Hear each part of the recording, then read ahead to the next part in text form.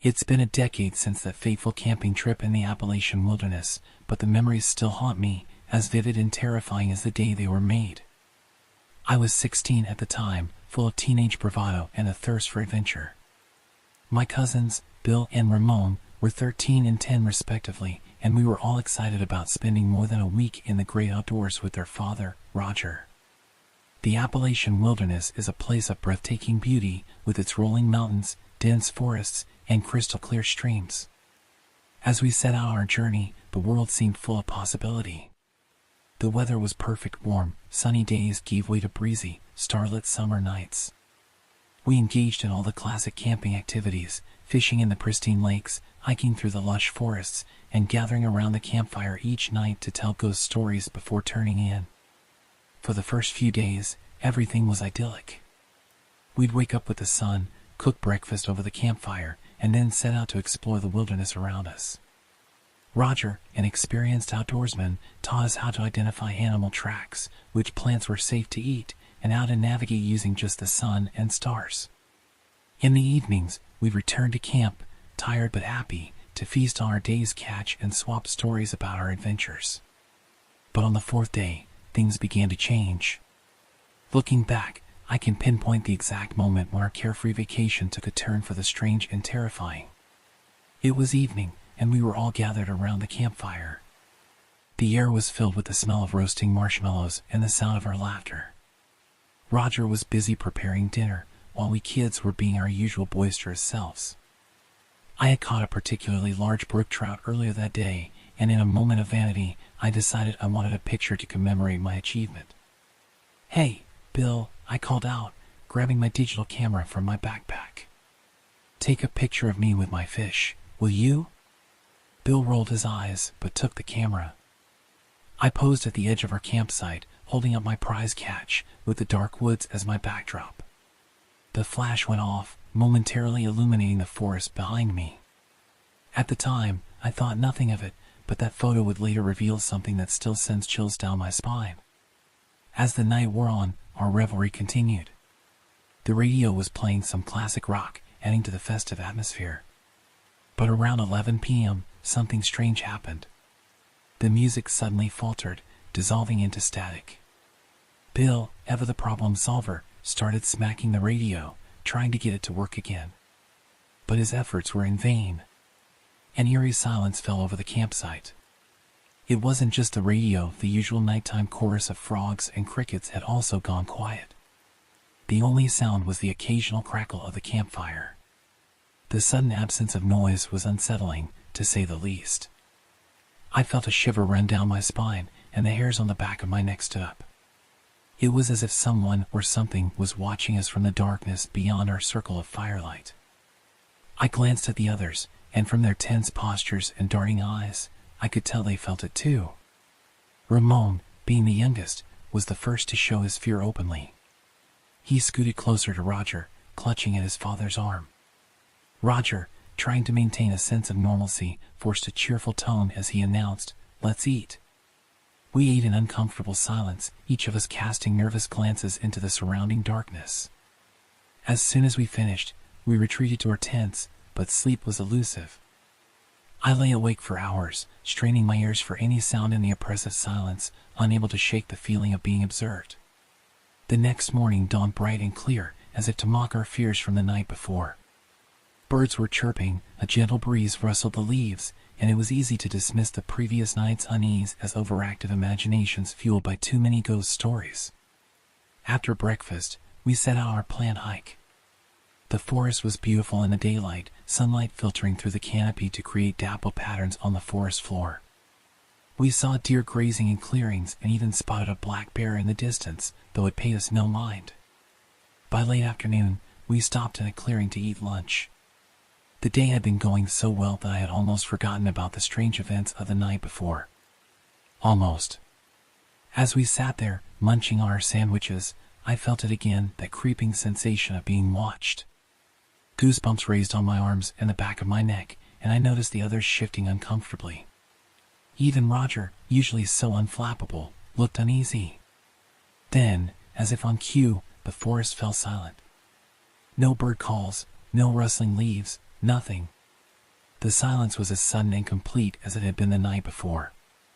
Roger stood up, his eyes scanning the surrounding forest. "I think we should head back," he said, his voice tense. We packed up quickly and started back down the trail towards the lake. With each step, the feeling of being observed grew stronger. I found myself constantly looking over my shoulder, expecting to see something. But there was never anything there, just trees and shadows. As we neared the lake, we heard it a rustle in the distance. Roger held up his hand, signaling us to stop and be quiet. We froze, hardly daring to breathe. Another rustle, closer this time, coming from the tall grass near the lake shore. Roger unslung his rifle, holding it at the ready. I could see the tension in his posture, his eyes darting back and forth. He was expecting a black bear, I realized, but something told me this was no bear. We stood there, huddled together, for what felt like hours, but was probably only a few minutes. Finally, Roger lowered his gun slightly. "I think it's gone," he said, though he didn't sound entirely convinced. "Let's get back to camp." That night was another sleepless one for me. Every creak of a branch, every whisper of wind sounded like footsteps approaching our tent. I kept expecting to see a shadowy figure silhouetted against the tent wall, but nothing ever appeared.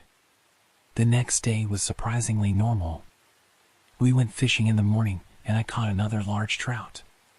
In the afternoon, we went swimming in the lake. The water was cool and refreshing, and for a while, I was able to forget about the strange occurrences of the past couple of days. It wasn't until we were heading back to camp that evening that things took a turn for the truly terrifying. The sky was a beautiful canvas of oranges and yellows as we made our way back to the campsite, laughing and joking, our arms laden with fishing gear. Roger was in the lead, with us kids following behind. Suddenly, Roger stopped dead in his tracks. We crashed into him, but he didn't even seem to notice. I peered around him, curious about what had caused him to stop so abruptly. What I saw made my blood run cold. There, in the center of our campsite, was, well, I'm not even sure how to describe it. It was like something out of a nightmare. An effigy, I suppose you'd call it, made of thousands of small twigs and branches woven together to form a crude humanoid shape. It had a torso and 4 limbs, with twisted branches forming what looked like hands at the end of its arms. But the worst part was the head. Perched atop the twig body was a large deer skull, its empty eye sockets seeming to stare right at us. The bone was covered in strange symbols painted in what looked horribly like blood. From its antlers hung small wooden trinkets, carved with the same symbols that adorned the skull. For a moment, we all just stood there, frozen in shock and fear. Then Roger snapped into action. He gripped his rifle tightly and started barking orders like a drill sergeant. "Bill, you and the others pack up as much as you can, as fast as you can," he commanded. "Leave the tents and anything else heavy. I'm going to start the truck." I've never moved so fast in my life. We threw our belongings haphazardly into bags, leaving behind anything that wasn't absolutely essential. All the while, Roger stood guard, his rifle at the ready, as Ramon sobbed quietly in the truck. As soon as we had grabbed what we could, we piled into the vehicle. Roger gunned the engine, and we sped away down the dirt road, the silent, watching woods all around us. It wasn't until a few days after we got home that I remembered the photo I had taken by the campfire. Curious, and still trying to make sense of what had happened, I downloaded the pictures from my camera to my computer. There I was, smiling proudly and holding up my fish, the warm glow of the campfire illuminating me from the front. But something in the background caught my eye, something I hadn't noticed when the picture was taken. With shaking hands, I increased the brightness of the image. What I saw nearly made me fall out of my chair. There, partially hidden in the gloom of the forest behind me, was a face. But not a human face, at least, not entirely. It had ghostly white skin stretched tight over sharp, angular features. Its eyes were dark, sunken pits that seemed to stare right through the camera and into my soul. Its nose was flared, almost animal-like, and protruding from its bald head were what looked like antlers. I slammed my laptop shut, my heart pounding. That face, that thing, had been there, watching us, from the very beginning. I don't know what it was that stalked us in those Appalachian woods. I don't know why it left that horrifying effigy in our camp. But I do know one thing for certain: I will never go camping in the wilderness again. Some things are better left undisturbed, and some watchers are better left unwatched. My childhood was spent amidst the wet, green embrace of a small Midwestern town where rain was as regular as church bells on Sundays. Summers were a peculiar blend of heat and dampness, and it was in this clammy weather that my fascination with mushrooms took root. I became a self-proclaimed mycologist, devoting weekends to the endless hunt for fungi. The discovery of a new species, rare, exotic, or just plain odd, was a thrill that no video game or classroom could replicate for me. It all began one ordinary morning as I raced to catch the school bus. Glancing down, I spotted a puffball poking out between the blades of grass in my front yard. That simple discovery ignited a passion within me that would shape my childhood and lead me to the most terrifying experience of my young life. From that day forward, I became obsessed with mushrooms. I started poking around in the little pockets of forest around my town, each one a treasure trove of fungal wonders waiting to be discovered. Within a year, I could identify most of the local species, their Latin names rolling off my tongue with the ease of a seasoned botanist. The cemetery in our town, though an unusual choice, became one of my favorite hunting grounds. It was a small plot, perhaps a few acres, nestled within a larger patch of forest. The cemetery itself was meticulously kept, a stark contrast to the wild, untamed woods that surrounded it. This juxtaposition created the perfect environment for mushrooms to thrive, and I found a strange solace in my ventures among the tombstones. The groundskeepers, initially wary of my presence, soon grew accustomed to the sight of me wandering between the graves, eyes fixed on the ground. They knew I was harmless, just a kid with an unusual hobby, and so I was given free rein to explore to my heart's content. One summer morning, right after a tremendous rainstorm, I set out with a big bag slung over my shoulder and a deep sense of anticipation. The storm had transformed the world into a sodden wonderland, and I knew it would yield a bounty of mushrooms. The air was thick with the smell of damp earth and decaying leaves, a fragrance that was just as intoxicating to me as any perfume. As I entered the cemetery, I did my usual scan of the area but didn't see anything right away. Deciding to skip the graveyard proper and hit it on my return trip, I made my way towards the back fence. However, as I approached, I noticed something was amiss. The usually pristine grounds were littered with trash, beer cans, scraps of paper, and other debris scattered about. I was baffled. The cemetery was sacred ground, meticulously maintained. Even the occasional drinker who found their way here would have been swiftly shooed away. I tried to rationalize it, thinking perhaps the storm had washed the trash from somewhere else, but the explanation felt hollow. Half of the trash was inside the cemetery, the other half just beyond the fence. It was clear that someone had thrown a party on one side or the other and left the mess for others to clean up. Despite the unsettling sight, my eagerness to hunt mushrooms overpowered my unease. I hopped the fence as usual, the metal cold against my palms. The forest had a peculiar silence about it this morning, broken only by the occasional squelch of my boots in the muddy grass. I zigzagged through the trees, eyes scanning for the familiar caps and stems of my targets. The mushrooms were indeed bountiful that morning, each cluster seeming to beckon me deeper and deeper into the woods. Soon, I reached the far edge of the hill, where I usually descended into the meadow. But today, I stopped to examine an unusual pile of objects. Discarded clothes, a scattering of beer cans, and something that looked like a bundle of plastic baggies. It was the kind of litter that felt foreign in a place like this, ominous even. I glanced around nervously, but driven by my compulsion to hunt, I pushed the strange sight from my mind and moved on. In hindsight, this was a very dumb thing to do. This little woodland outside the cemetery led to a creek that ran out of town. There were no trails, no dog-walking paths. I had literally never seen anybody else out here. Ever.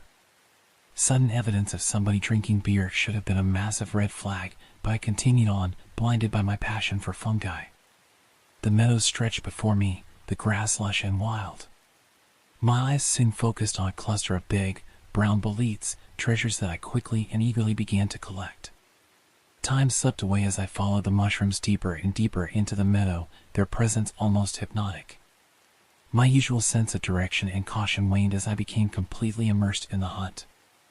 I was caked in dirt and mud up to my elbows as I scurried around the grassland.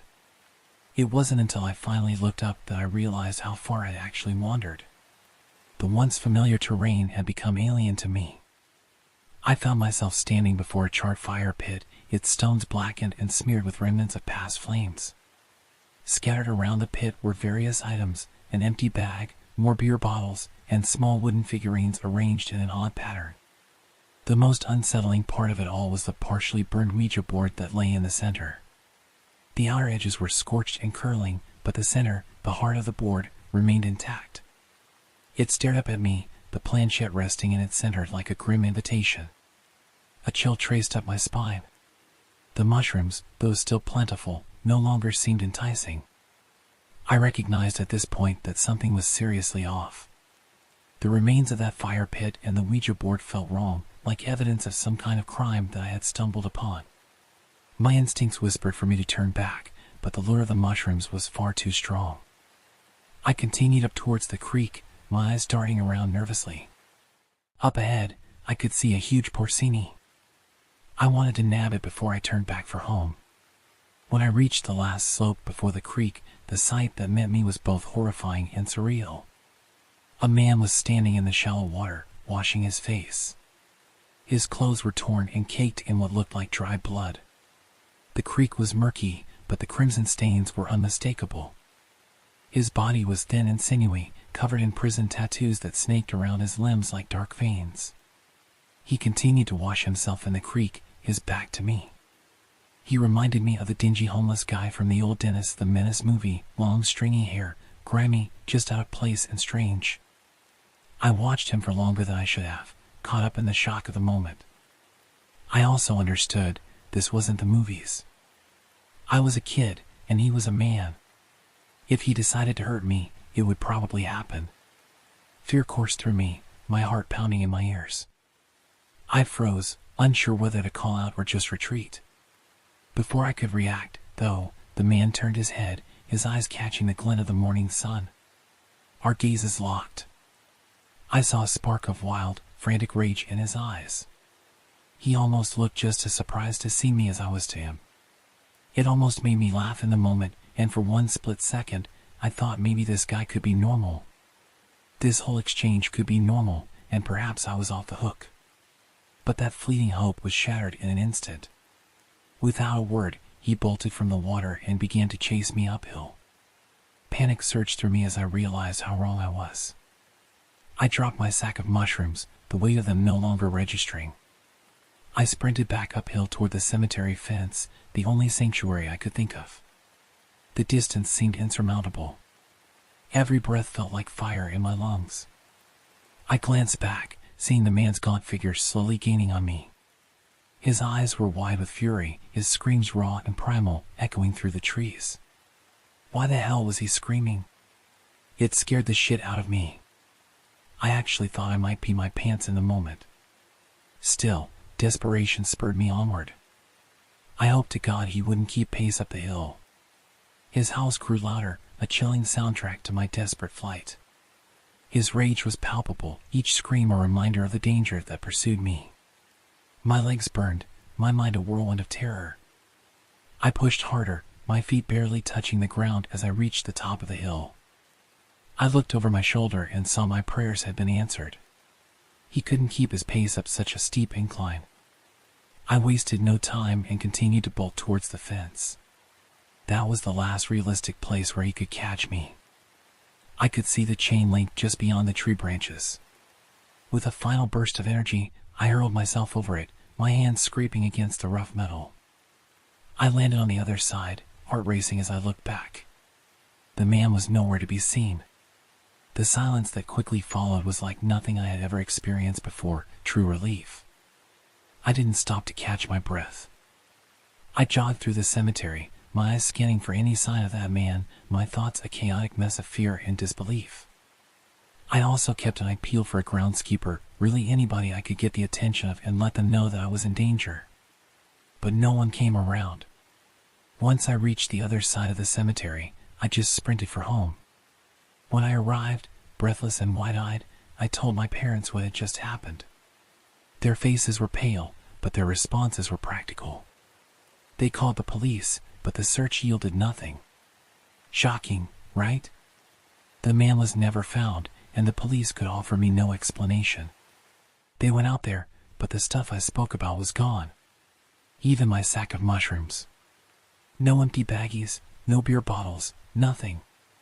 It was as if everything had been sucked up into the sky. Both my parents and the police gave me these long talks. Their warnings were stern but futile. Don't go out alone. Be careful. They said it with the weight of parental concern, but it did little to alleviate the gnawing sense of dread that had settled deep in my gut. How close to death had I just come? To this day, that incident remains one of the most terrifying experiences of my childhood. The image of that bloody man in the creek, the remnants of that Ouija board, and the eerie silence of the forest haunt me. The cemetery became a symbol of my brush with something dark and sinister, something that should have never been uncovered. It's like the line between reality had gotten blurred out there, and I crossed over into a time when something else was going on, as I was the only one who saw it. I know it sounds crazy and unbelievable, but hey, it's my story, and it happened. In the years that followed, I never quite shook off the fear that incident instilled in me. My passion for mushroom hunting waned, the thrill of discovery overshadowed by the memory of that terrifying chase. I still love nature, but I no longer venture into the woods alone. The forest, once a place of wonder and discovery, now holds a hint of menace, a reminder that sometimes the most frightening things lurk in the places we least expect. Sometimes, on quiet nights when the wind whispers through the trees, I find myself thinking about that strange, terrible day. I wonder about the man in the creek, who he was, where he came from, and what dark purpose brought him to our quiet town. I think about the Ouija board and those strange figurines, pondering what rituals might have taken place in that secluded meadow. But mostly, I think about how close I came to becoming another mystery in those woods. How a simple hobby, an innocent passion, led me to the brink of something I still don't fully understand. It's a reminder that the line between the ordinary and the extraordinary, between safety and danger, is often thinner than we realize. And so, while I may no longer roam the forests in search of mushrooms, the lessons I learned that day stay with me. To be aware of my surroundings, to trust my instincts, and to remember that sometimes the most important discoveries are the ones that teach us about ourselves and the world we live in, even if those lessons come at a terrifying cost. In the sprawling corridors of my old middle school, there was one door that stood out from all the rest. It wasn't its appearance that made it unique. It was a standard, institutional-grade metal door, painted the same dull beige as every other door in the building. What set it apart was the fact that it was always locked. Not once, in all my years at that school, did I ever see it open. The door was a source of endless fascination and speculation among the students. Rumors about what lay behind it spread like wildfire through the hallways. Some said it led to an abandoned military bunker, a relic from the Cold War era when every public building was required to have a fallout shelter.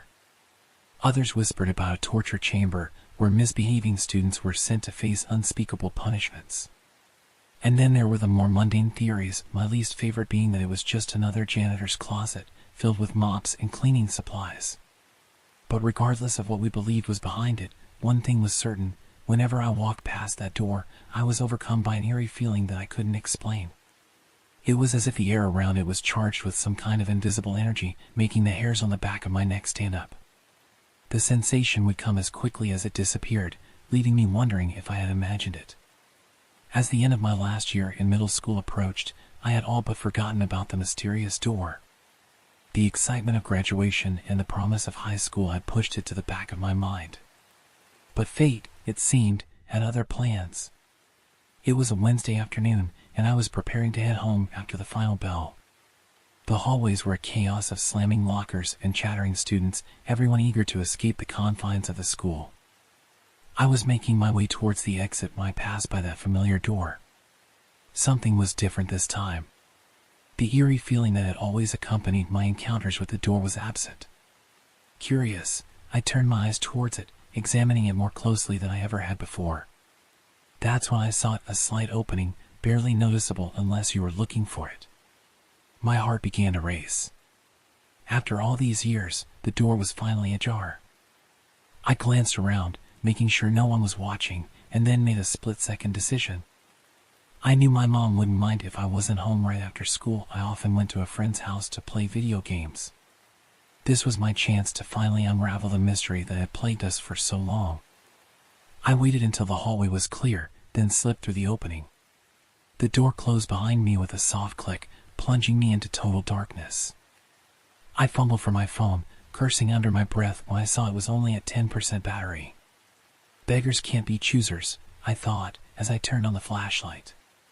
The beam of light revealed a sight that took my breath away. Instead of a classroom or a storage closet, I found myself at the top of a steep staircase. The steps were carved from medieval stone bricks, as were the walls surrounding them. It looked like something out of a fantasy movie, completely at odds with the modern school building I had just left. Curiosity overwhelmed any sense of caution I might have had. I began to descend the stairs, the light from my phone casting eerie shadows on the ancient stonework. With each step, that familiar feeling of unease returned, growing stronger the further down I went. I was about halfway down when I heard a loud bang echo through the stairwell. It sounded like it came from above me, perhaps the door closing. I paused for a moment, my heart pounding in my chest, but then continued my descent. In hindsight, I wish I had paid more attention to that sound. After what felt like an eternity, I finally reached the bottom of the stairs. I checked my phone. 15 minutes had passed, and my battery was down to 5%. The staircase had led me to a long tunnel, lined with unlit torches. At the far end, I could make out a wooden door. In the corner of the tunnel, I spotted a light switch. With my phone now at 4%, I decided to conserve its battery. I turned off the flashlight and flipped the switch. To my amazement, the torches along the walls burst into life, bathing the tunnel in a warm, flickering light. As I walked through the tunnel, the feeling of unease that had been building since I entered the stairwell began to fade. By the time I reached the wooden door at the end, it had disappeared entirely. I placed my hand on the rough wood, taking a deep breath before slowly pushing it open. The room beyond was dark, much darker than the tunnel. I could barely make out a pedestal in the center and something on the floor. Before I could investigate further, I heard footsteps approaching. Panicking, I slipped inside and quietly closed the door behind me, then ran to hide behind what I thought was a large piece of furniture in the darkness. From my hiding spot, I could now see that the something on the floor was some kind of writing. It looked like it had been done in red paint, forming symbols and patterns that reminded me of the cult documentaries I'd watched late at night when I couldn't sleep. The door creaked open, and two robed figures entered the room. One was dragging a long black garbage bag, while the other carried what looked like an ancient book. The one with the bag dropped it unceremoniously on the floor and disappeared into the darkness of the room. The other placed the book on the pedestal and called out, "You got the table yet?" "Almost," came the reply from the darkness. As my eyes adjusted to the dim light, I noticed something that made my blood run cold. A pale hand was poking out of the garbage bag. My mind raced with horrifying possibilities. Was it a prop for some kind of sick game? Or was it real? Fear gripped me, and I knew I had to get out of there. I covered my mouth to muffle my panic breathing and waited for an opportunity to escape. When the figure by the pedestal seemed distracted, I began to inch towards the door. I was mere feet away from freedom when a hand clamped down on my shoulder. "So, there was someone in here after all," said a raspy voice behind me. "I guess so," replied the other figure, his tone unnervingly calm. "What are you going to do to me?" I cried, struggling against the iron grip that held me. The figure by the pedestal let out a chilling laugh. "It's not us you need to worry about," he said, his voice dripping with malice. "It's them." Suddenly, the room was flooded with light, revealing a scene straight out of my worst nightmares. Standing on either side of me were two pale, humanoid creatures, each at least 7 feet tall. They had no eyes, no ears, just an impossibly wide, malicious smile and a crooked nose. Their limbs were too long, too thin, bending at unnatural angles. The robed figure released me and joined his companion, leaving me face to face with these monstrosities. I tried to run, to scream, to do anything, but my body wouldn't respond. I was paralyzed with fear, rooted to the spot as the creatures began to approach me. As they drew closer, a horrifying realization dawned on me. The furniture I had been hiding behind wasn't furniture at all. It had been one of these creatures, standing perfectly still in the darkness. One of the beings stretched out a hand towards me, its fingers unnaturally long and tipped with razor-sharp claws. As it was about to touch me, something in my mind snapped. The paralysis broke, and I bolted for the door. I tore through the tunnel, my feet barely touching the ground. Behind me, I could hear the creatures in pursuit, their movements making a sickening, skittering sound against the stone floor. I reached the stairs and began to climb, taking them two at a time in my desperation to escape. Halfway up, an ear-piercing screech echoed through the stairwell. The sound was like nothing I had ever heard before, a mixture of nails on a chalkboard and the wail of a dying animal. It spurred me on, giving me a burst of energy I didn't know I possessed. I finally reached the top of the stairs, only to find the door closed. With mounting horror, I realized that the bang I had heard earlier must have been the door shutting behind me. I pounded on it with all my might, screaming for help, but it wouldn't budge.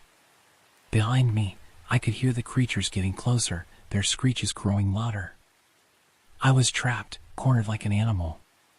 Just as I was about to give up hope, the door suddenly swung open. Without hesitation, I hurled myself through the opening, slamming it shut behind me. Panting and shaking, I looked around to thank whoever had saved me, but the hallway was empty. There was no one there. In the days that followed, strange things began to happen at the school. Staff members and students started to disappear. The police were called in to investigate, and they eventually opened that mysterious door. But when they searched the room beyond, they found nothing, no tunnel, no stairs, no creatures. The only thing there was a letter on a pedestal, bearing 5 chilling words, "We will find you, kid."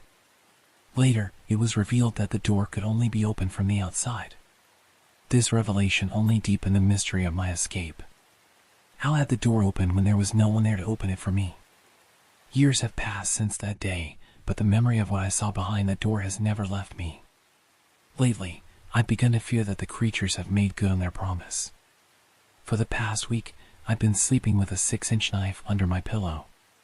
Every night, I see them, those pale, eyeless faces, hunched over my bed with their malicious grins. I don't know how much longer I have before they come for me. But I won't go without a fight. Whatever happens, I need people to know the truth about what lurks behind that locked door in my old middle school. If you're reading this, be careful. And whatever you do, don't let your curiosity get the better of you. Some doors are meant to stay locked. In the sweltering summer of 2006, I found myself behind the wheel of a flatbed truck, hauling a load of construction materials through the heart of rural Tennessee. The exact location escapes me now, lost in the fog of memory, but I reckon it was somewhere between Memphis and Nashville, inching closer to that nebulous intersection where Tennessee meets Mississippi and Alabama. It was the kind of place where the trees outnumbered the people, and the roads twisted through the landscape like veins in an aging hand. My cargo was a mishmash of house-building essentials, drywall sheets stacked like oversized playing cards, bundles of roofing shingles that smelled of tar and potential, and more pre-packaged flooring than I'd ever seen in one place. It was a Tetris game of epic proportions, and I used every tie-down strap in my arsenal to keep it from sliding off the back of my truck. The load was so precarious that I'd spent an extra hour at the shipper's yard, meticulously tarping everything down. Or so I thought. About 5 miles down the road, deep in the bowels of nowhere, on a 2-lane blacktop that seemed to stretch into eternity, I noticed my tarp flapping in the wind like a distress signal. "Shit," I muttered, scanning the roadside for a place to pull over. Fortune smiled on me, and I found a wide shoulder that could accommodate my rig without risking life and limb. As I climbed out of the cab, the humid air hit me like a wet blanket. The woods pressed in close on both sides of the road, their green canopy blocking out most of the sky. It was the kind of place where you half expected to see eyes glowing in the underbrush, watching your every move. I shook off the thought and got to work. It didn't take long to realize that my initial tarping job was subpar at best. Cursing my earlier haste, I decided to redo the whole thing right there on the side of the road. I undid all the bungee straps, their elastics snapping back with enough force to leave welts on my arms. I dragged the tarps off, rolled them back up, and started the process anew. As I was unrolling the first tarp across the load, movement caught my eye. A lone figure was walking down the road towards my truck. Even from a distance, I could tell this guy was down on his luck. He moved with a shuffling gait, empty-handed and clearly unkempt. As he drew closer, I could make out a far-off stare in his eyes, like he was looking through the world rather than at it. I took stock of my surroundings, remembering that I was a good 10 to 20 miles deep into public forest land. There weren't any houses or cabins out here, just miles of green solitude punctuated by the occasional logging road or hiking trail. Sure, there could be day hikers or campers around, but something about this guy's presence felt off. He was alone on a road where even cars were a rarity. I tried to push my unease aside and focus on the task at hand. The tarps needed securing, and I couldn't let one strange wanderer distract me from my job. Still, I kept one eye on him as I worked, watching his slow but steady approach. By the time I had the tarps back in place and was climbing down to start hooking the bungee straps, the man had drawn close enough that I could no longer ignore his presence. As a precaution, I grabbed my winch bar and set it on the trailer where I was working. It was an 8-pound solid metal bar, about 4 feet long, with one end tapered to a blunt point and the other sporting a hollow opening. Officially, it was for tightening straps and chains. Unofficially, it was a damn good deterrent for any trouble that might come knocking. As the man finally reached me, the first thing that struck me was his hair. It was a mullet gone wrong, patchy and uneven, like he'd tried to cut it himself while riding a mechanical bull. Business in the front, party in the back had never looked so apocalyptic. But it was his eyes that really got to me. They were clear, not glazed over like you'd expect from someone drunk or high. No, it was something else entirely. It was as if the lights were on, but nobody was home. The vacancy in his gaze sent a chill down my spine despite the summer heat. His clothes were a testament to hard times, threadbare, dirty, hanging off his gaunt frame like they belonged to someone else. His shoes were cheap white tennis sneakers, caked with mud and misery. One shoe was missing its laces entirely, the tongue lolling out like a dead man's. He stopped a few feet away from me and waited until I acknowledged him. When I did, he spoke in a voice that sounded like gravel being crushed underfoot. I got a long walk. I nodded, trying to keep my voice neutral. Yeah, man, you do. We're in the middle of nowhere. I made it clear with my tone that there was no ride to be had here. He seemed to accept this, nodding slowly before shuffling past me. But he only made it as far as the driver's door of my truck before stopping, turning around, and coming back. He repeated himself, "I've got a long walk." At this point, I felt a mix of pity and frustration. I explained as kindly as I could that I couldn't give him a ride. I mentioned insurance, company policy, anything I could think of to soften the rejection. I apologized for not being able to help more, hoping he'd take the hint and move on. He seemed to accept this second refusal, turning around and continuing down the road. I waited until he was a good distance away before returning to my work, but I kept one eye on his retreating figure as I finished securing the load. As I was putting the last of the bungee straps in place, I looked up to check on the stranger's progress. What I saw made my blood run cold. He had turned around and was heading back towards me at a rapid pace. Even more unsettling, it looked like he was talking on a cell phone. His hand was up to his face, and I could just make out his mouth moving, his other hand gesticulating wildly as if he was deep in conversation. I finished the straps in record time, grabbed my winch bar, and hopped down from the truck. I looked up just in time to see the man about 10 feet away, much closer than I expected. The sudden proximity startled me, and I blurted out, "Jesus, man, you scared me to death." He just smiled and nodded, lowering his phone hand and giving me his full attention. There was something predatory in his gaze now, a hunger that hadn't been there before. I started to speak. "Look, man, I can't."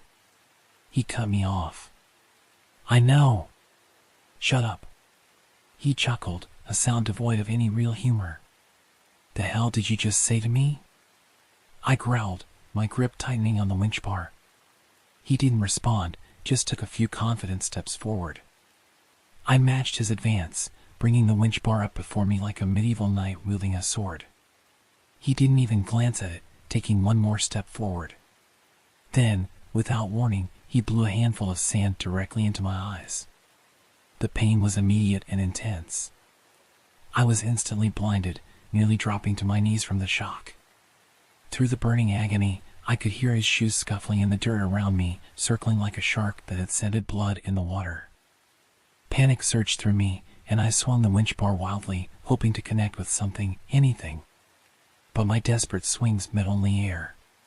His footsteps receded slightly, and then a horrible realization dawned on me. He was going for my truck. I fumbled for the key fob in my pocket, my fingers feeling thick and clumsy. Finally, I managed to hit the lock button, hearing the satisfying click of the locks engaging. "Damn it!" I heard him curse. "I was hoping you left those in the ignition." There was a pause, and then his voice took on a more menacing tone. "Well, I guess now I have to take them from you." I frantically tried to clear my eyes, but it was useless. The sand was caked in there good, and I knew I'd need water or eye drops to restore my vision fully.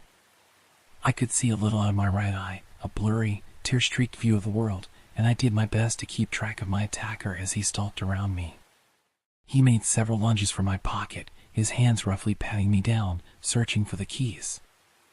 I managed to push him off twice, but I could feel his fingers probing, getting closer to their prize with each attempt. On his third try, I swung the winch bar with all my might, feeling it connect solidly with his shoulder. He grunted in pain and stumbled back a few steps. Taking advantage of the momentary reprieve, I backed up towards my trailer, hoping to use it as cover. But in that instant, my vision blurred again, and I lost sight of him. The world went silent. I couldn't hear his breathing, his footsteps, nothing. It was as if he had vanished into thin air. I rubbed at my eyes furiously, trying to clear them enough to spot any movement. Suddenly, I felt the trailer shift beneath my hands. With a jolt of terror, I realized he had climbed up onto it. He was going to come at me from above. Just as I started to step forward, I felt his arms snake around my throat from behind. If I hadn't felt the trailer move, he would have had me dead to rights. As it was, I managed to duck and shrug him off, using his own momentum to throw him off balance. In that moment of confusion, I made a break for it.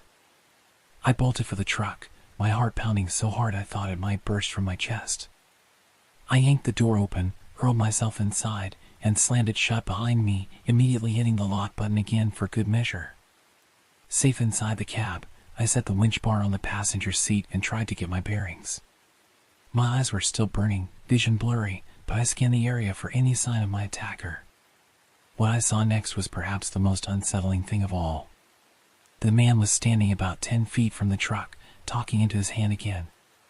But this time, he wasn't just talking, he was screaming, his face contorted with rage, spittle flying from his lips as he ranted at his imaginary phone. I didn't wait to see what would happen next. I cranked the engine, threw it into gear, and pulled out onto the road without even checking for traffic. As I passed him, our eyes met for a brief moment. The look on his face was one of pure, unhinged malevolence, his eyes boring into me with an intensity that made my skin crawl. I kept my foot heavy on the accelerator until I hit 5th, then 6th gear. When I finally dared to check my rearview mirror, he was gone, as if he'd never existed at all.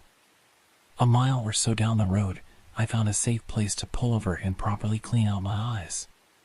By the time I was done, my vision had mostly cleared, but there was still no sign of the strange, violent man who had attacked me. To this day, that encounter remains the most terrifying experience of my life. I reported it to the police and my employers, of course, but nothing ever came of it.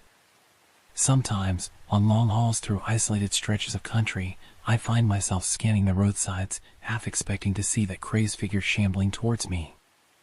I often wonder about that man, about what drove him to such desperation and madness. Was he truly insane, or just a predator who had found the perfect hunting ground in those lonely forests? And what would have happened if I hadn't been able to get away? But mostly, I think about how quickly an ordinary day can turn into a nightmare, how thin the line is between safety and mortal danger. That experience changed me, made me more cautious, more aware of my surroundings. It taught me that sometimes the most dangerous things aren't the wild animals or the treacherous roads, but the people we encounter in the most unexpected places. I still drive that same route sometimes, and every time I pass that stretch of road, I feel a chill run down my spine. I can't help but wonder if he's still out there, walking that long road to nowhere, waiting for the next unsuspecting traveler to stop and offer help. In my darkest moments, I find myself hoping that guy got run over on his long walk to nowhere. It's not a kind thought, I know, but neither was he. And in this line of work, in those remote places where civilization feels like a distant memory, sometimes unkind thoughts are all that stand between you and the darkness that lurks just beyond the reach of your headlights. They say that children are more attuned to the supernatural realm, their minds more open to the whispers from beyond the veil that separates our world from the unknown. I'm not sure if I truly believe that, but I can't deny the experiences that shaped my childhood, experiences that have left an indelible mark on my psyche, even as an adult. As a child, I was plagued by recurring nightmares, each more vivid and terrifying than the last. These were your typical childhood fears of monsters under the bed or shadows in the closet. No, these dreams were something else entirely, something that felt far too real to be dismissed as mere flights of fancy. In these bizarre nocturnal visions, I would often find myself in familiar settings, my home, my neighborhood, but twisted into nightmarish versions of themselves. The most unsettling element, however, was always the same, a demonic presence that would speak to me through various manifestations. Sometimes it was through flames that danced in our attic, casting writhing shadows on the walls. Other times, it emerged from the depths of an unnatural darkness that seemed to swallow everything in its path. The voice was always the same, evil, malicious, dripping with a hatred that seemed to transcend human understanding. It would threaten me, my family, or sometimes speak in languages I couldn't comprehend, the guttural sounds filling me with an inexplicable dread. But there's one nightmare in particular that has stayed with me throughout my entire life, its details etched into my memory with painful clarity. Even now, years later, I can recall every moment as if it happened yesterday. The dream began on a night much like any other in our quiet suburban neighborhood. I found myself outside my house, which was unusual in itself. You see, in our household, we live by a strict rule: when the streetlights come on, it's time to come in, or you will be grounded. This rule was as immutable as the laws of physics, so my presence outside after dark immediately set off alarm bells in my mind. The night air was cool against my skin, carrying with it the faint scent of cut grass and the distant hum of crickets. But there was something else, too, an underlying wrongness that I couldn't quite put my finger on. The shadows seemed deeper, the darkness between the streetlights more absolute than it should have been. I turned to look at my house, drawn by the warm glow emanating from the windows. Through the glass, I could see into our dining room, where my family was gathered around the table for dinner. The scene was so normal, so ordinary, that it made the wrongness of my situation even more apparent. My parents sat at either end of the table, my siblings in their usual places. I could see their mouths moving as they talked and laughed, passing dishes back and forth. But there was no sound. It was like watching a silent movie, a perfect facsimile of family life, but devoid of all audio. What struck me most, however, was their complete lack of concern for my absence. There was no empty chair at the table, no worried glances at the door. It was as if I didn't exist at all. Panic began to well up inside me. I ran to the window, pressing my hands against the cool glass. I banged on it, shouting at the top of my lungs, trying desperately to get their attention. But it was no use. They couldn't hear me. They couldn't see me. I was a ghost in my own home. Desperation mounting, I turned away from the window, my eyes scanning the familiar landscape of our street. That's when I noticed something that hadn't been there before: a swing set in our driveway. It was an old-fashioned metal frame with two swings, the kind you might see in a park from decades past. And on one of the swings sat my best friend, Kyle. Relief washed over me at the sight of him. Kyle lived just a house or two away from mine, and his presence was a comforting reminder of normalcy in this increasingly bizarre situation. But as I approached him, that sense of wrongness returned, stronger than ever. Kyle was swinging gently back and forth, his eyes fixed straight ahead. He didn't seem to notice my approach, didn't respond when I called his name. When I reached the swing set and sat down beside him, he continued his rhythmic motion as if I wasn't there at all. "Kyle?" I said, my voice sounding small and frightened even to my own ears. "Kyle, can you hear me?" No response. Just the creaking of the swing chains and the soft scuff of his shoes on the ground. I reached out to touch his arm, but my hand passed right through him as if he were made of smoke. A chill ran down my spine, and I jerked my hand back, staring at it in disbelief. That's when I remembered the candy I had stashed in my backyard. In the twisted logic of dreams, I became convinced that if I could just get Kyle to eat some of the candy, he would snap out of whatever trance he was in. He would see me, talk to me, and everything would be okay. "Kyle, wait here, okay?" I said, even though he hadn't acknowledged me once. "I have a surprise for us. Just don't go anywhere. Please." I ran to the spot where I really did have Starburst hidden from my parents, behind a loose brick in the garden wall. My hands shook as I retrieved the slightly squashed packet, the familiar wrappers a splash of color in the monotone nightmare world. Clutching the candy like a lifeline, I sprinted back to the front of the house, hope blooming in my chest. But as I rounded the corner, that hope withered and died. The swing set was empty, one seat still swaying gently back and forth as if its occupant had just left. Kyle was gone. I stood there, frozen, the candy falling from my nerveless fingers. The wrongness that had been lurking at the edges of my perception now crashed over me like a wave. The houses up and down the street, which had been lit and alive just moments ago, were now dark and shuttered. It was as if everyone in the world had disappeared, leaving me alone in this silent, empty facsimile of my neighborhood. That's when I noticed the streetlights. One by one, starting from the far end of the street, they began to go out. It wasn't a gentle fading, but a sudden, violent extinguishing, as if something was devouring the light itself. And in the wake of each darkened lamppost, I could see it, that familiar darkness that I knew all too well from my other nightmares. It was deeper than the absence of light, a writhing, malevolent blackness that seemed to pulse with evil intent. And it was coming for me. Panic exploded in my chest. I ran back to my house, my safe haven, the one place where I should have been protected. I pounded on the door, rang the doorbell over and over, screaming for my parents, my siblings, anyone to let me in. But the house remained silent and dark. Through the window, I could see that the dining room was now empty, the chairs pushed neatly under the table as if the family dinner I had witnessed earlier had never happened at all. I turned back to the street, watching in horror as the darkness crept closer, extinguishing light after light. I could feel its hunger, its eagerness to finally claim me after all these years of tormenting my dreams. As the last streetlight flickered and died, plunging me into total darkness, I heard it, that familiar, demonic laughter that had haunted so many of my nightmares. It seemed to come from everywhere and nowhere at once, filling the air around me, vibrating through my very bones. I squeezed my eyes shut, knowing that this was it. This would be the time it finally consumed me. I felt tricked, betrayed by my own mind, and utterly terrified. There was nothing I could do as the darkness closed in, its icy tendrils wrapping around me, pulling me into its embrace. The last thing I remember is the sound of that laughter growing louder, drowning out my screams as the darkness swallowed me whole. I woke up in a cold sweat, my heart pounding, the echo of that laughter still ringing in my ears.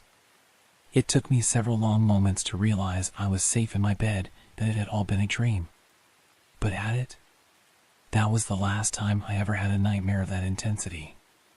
It was as if something had changed that night, as if the darkness had finally found what it was looking for and no longer needed to torment my sleeping mind.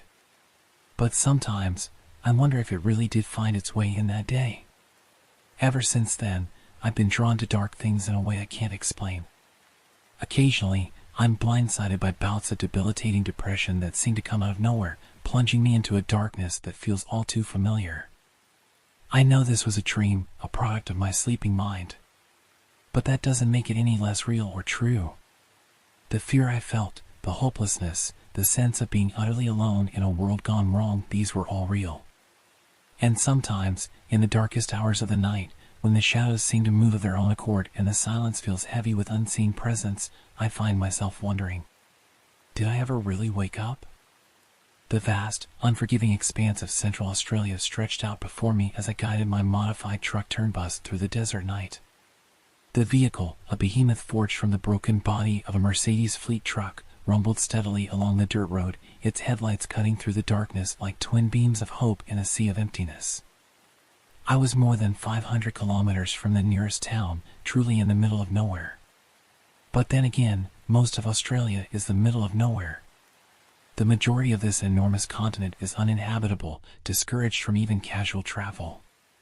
With 80% of our population hugging the coastline, venturing into the outback means encountering more mirages than people, more danger than comfort.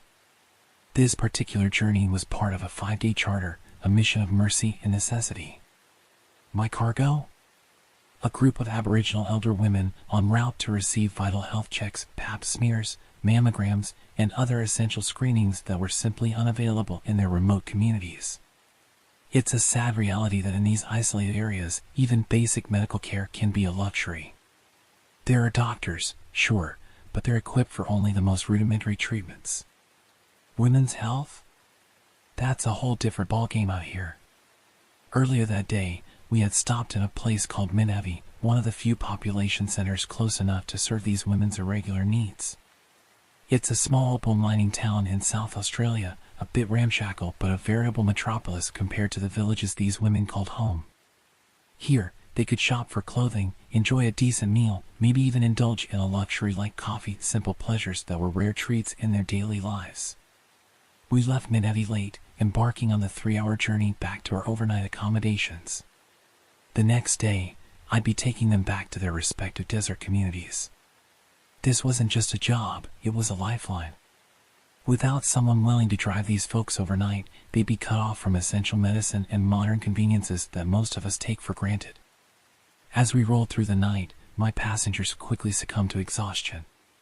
Even the nurse traveling with us had drifted off, leaving me alone with my thoughts and the endless road ahead.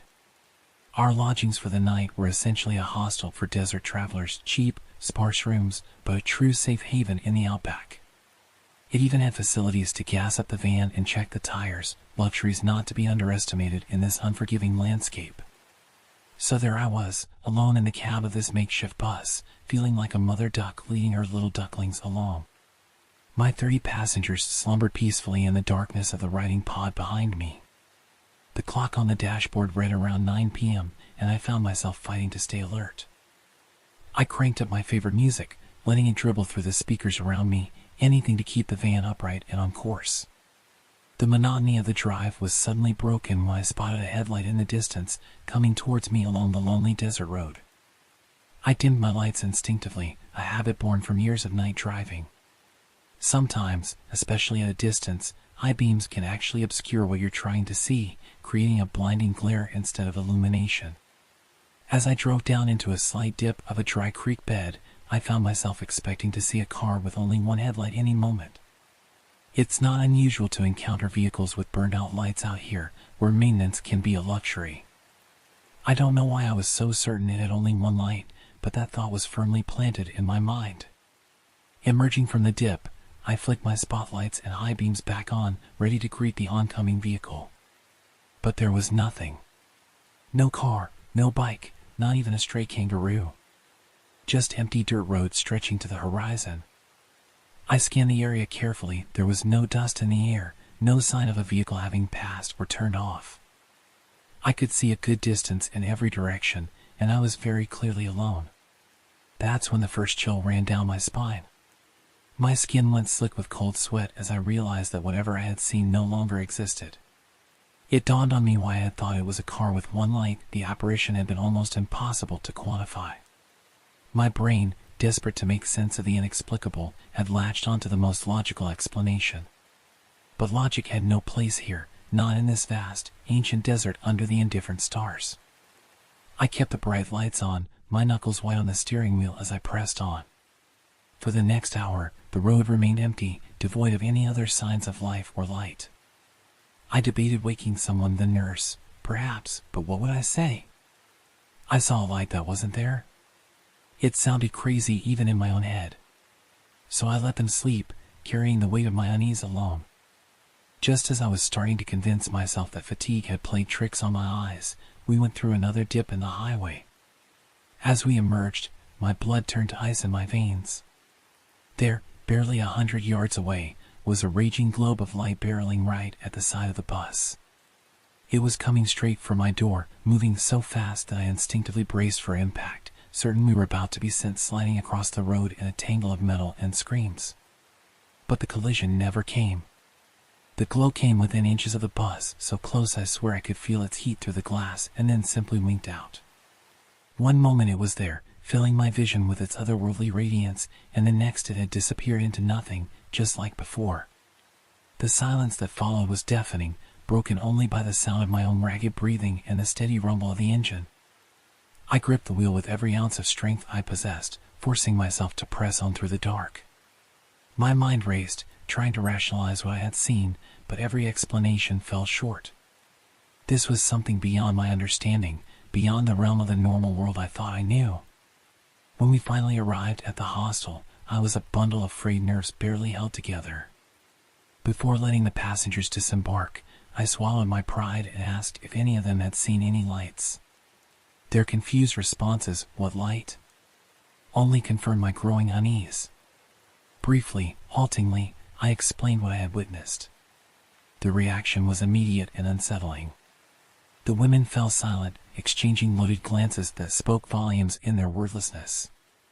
After a moment, they began speaking hurriedly to each other in their own language, their tones urgent and tinged with fear. Then, without further explanation, they all got off the bus, their movements quick and nervous, as if eager to put distance between themselves and the vehicle or perhaps what had been following it. I didn't press for answers, instead focusing on my routine inspection of the bus. But I couldn't shake the feeling that something fundamental had shifted, that I had brushed against something ancient and unknowable out there in the desert night. A few minutes later, a couple of the older women approached me. Their faces were etched with concern as they asked me to recount exactly what I had seen, urging me not to leave out a single detail. I obliged, describing the events down to the minute, including where I had seen the lights, how I felt, and my best guess at the distances involved. With each detail I shared, the women seemed to grow more distressed, exchanging glances heavy with unspoken understanding. Now, I'm not easily rattled. I'm a big guy, and I've lived on 3 continents. My career path has been varied: police officer, teacher, bus driver, coach, trucker, and I've seen my fair share of the world's wonders and horrors. I consider myself a skeptic, but with an open mind. Not much in this world scares me. But the reaction of these women, who had lived in this harsh landscape for generations, sent a chill through me that had nothing to do with the desert night. After I finished my account, 2 of the older ladies looked at me with eyes wide with a mixture of fear and something akin to awe. I had developed a good rapport with the indigenous people of Central Australia during my time there, and I knew when something truly shook them. Their words, spoken in hushed, reverent tones, will stay with me forever. "Driver, we are so lucky that you did not stop, because if you did, no one would have seen any of us ever again. We'd all be gone."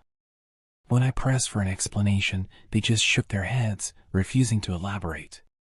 All they would say was that it was a very old entity, one that had lived on the Australian continent for eons, perhaps since the dawn of time itself. The fear in their eyes told me more than their words ever could. I took their warning at face value, recognizing the weight of millennia of oral tradition and survival knowledge behind their words. I didn't mention it again to any of the riders, not wanting to further upset them or trivialize their beliefs. It wasn't until I returned to the city where I lived that I brought it up again, asking some friends and coworkers about the experience. Their reactions were markedly different from the Aboriginal women's. They laughed it off, casually explaining that I had encountered the Min lights, a well-known phenomenon in Western Queensland. But something about their easy dismissal didn't sit right with me. What I had seen, what those women had reacted to with such visceral fear, felt like more than just a quirk of the landscape or a trick of the light. The conviction in the women's voices, the way they spoke of it as something you did not want to meet in the desert late at night, struck a chord deep within me. I've since learned that this phenomenon is indeed one of the oldest myths in Australian history, deeply woven into the fabric of the land and its people. I may have only seen it once, and only for a few minutes, but the impact of that encounter has stayed with me. It might have looked like a simple car headlight a couple of kilometers up the road to my uninitiated eyes, but the reaction of those women whose people have survived in this desolate, remote part of the continent for 60,000 years tells a different story. Their fear, their respect for this unknown entity, speaks volumes. I don't know what it was that I saw out there in the vast emptiness of the outback. I don't know if it was a natural phenomenon, a shared hallucination born of fatigue and isolation, or something more sinister and otherworldly. But I do know this: if the people who have called this harsh land home for tens of thousands of years are scared of it, I'm inclined to take their word for it. Whatever it was, I have no desire to encounter it again, no wish to test the limits of its patience or intentions. The Australian outback is a place of profound beauty and danger, where the line between the known and the unknown, the natural and the supernatural, can blur in the blink of an eye. It's a land that demands respect and caution in equal measure. And sometimes, the wisest course of action is to keep driving, to resist the urge to investigate, and to be grateful for the narrow escapes we might not even realize we've had. The open road stretched before me, a ribbon of asphalt cutting through the vast American landscape. My loyal companion, a scruffy mutt with soulful eyes, sat contentedly in the passenger seat, his head hanging out the window as we cruised along. We were on a cross-country adventure, just the two of us, with Yellowstone National Park as our next destination. As we approached the park, my excitement grew. I had heard so much about its natural wonders, the geysers, hot springs, and diverse wildlife. The plan was simple: find a campsite, set up for the night, and spend the next few days exploring this magnificent wilderness. The sun was already dipping low on the horizon when we finally reached the park entrance.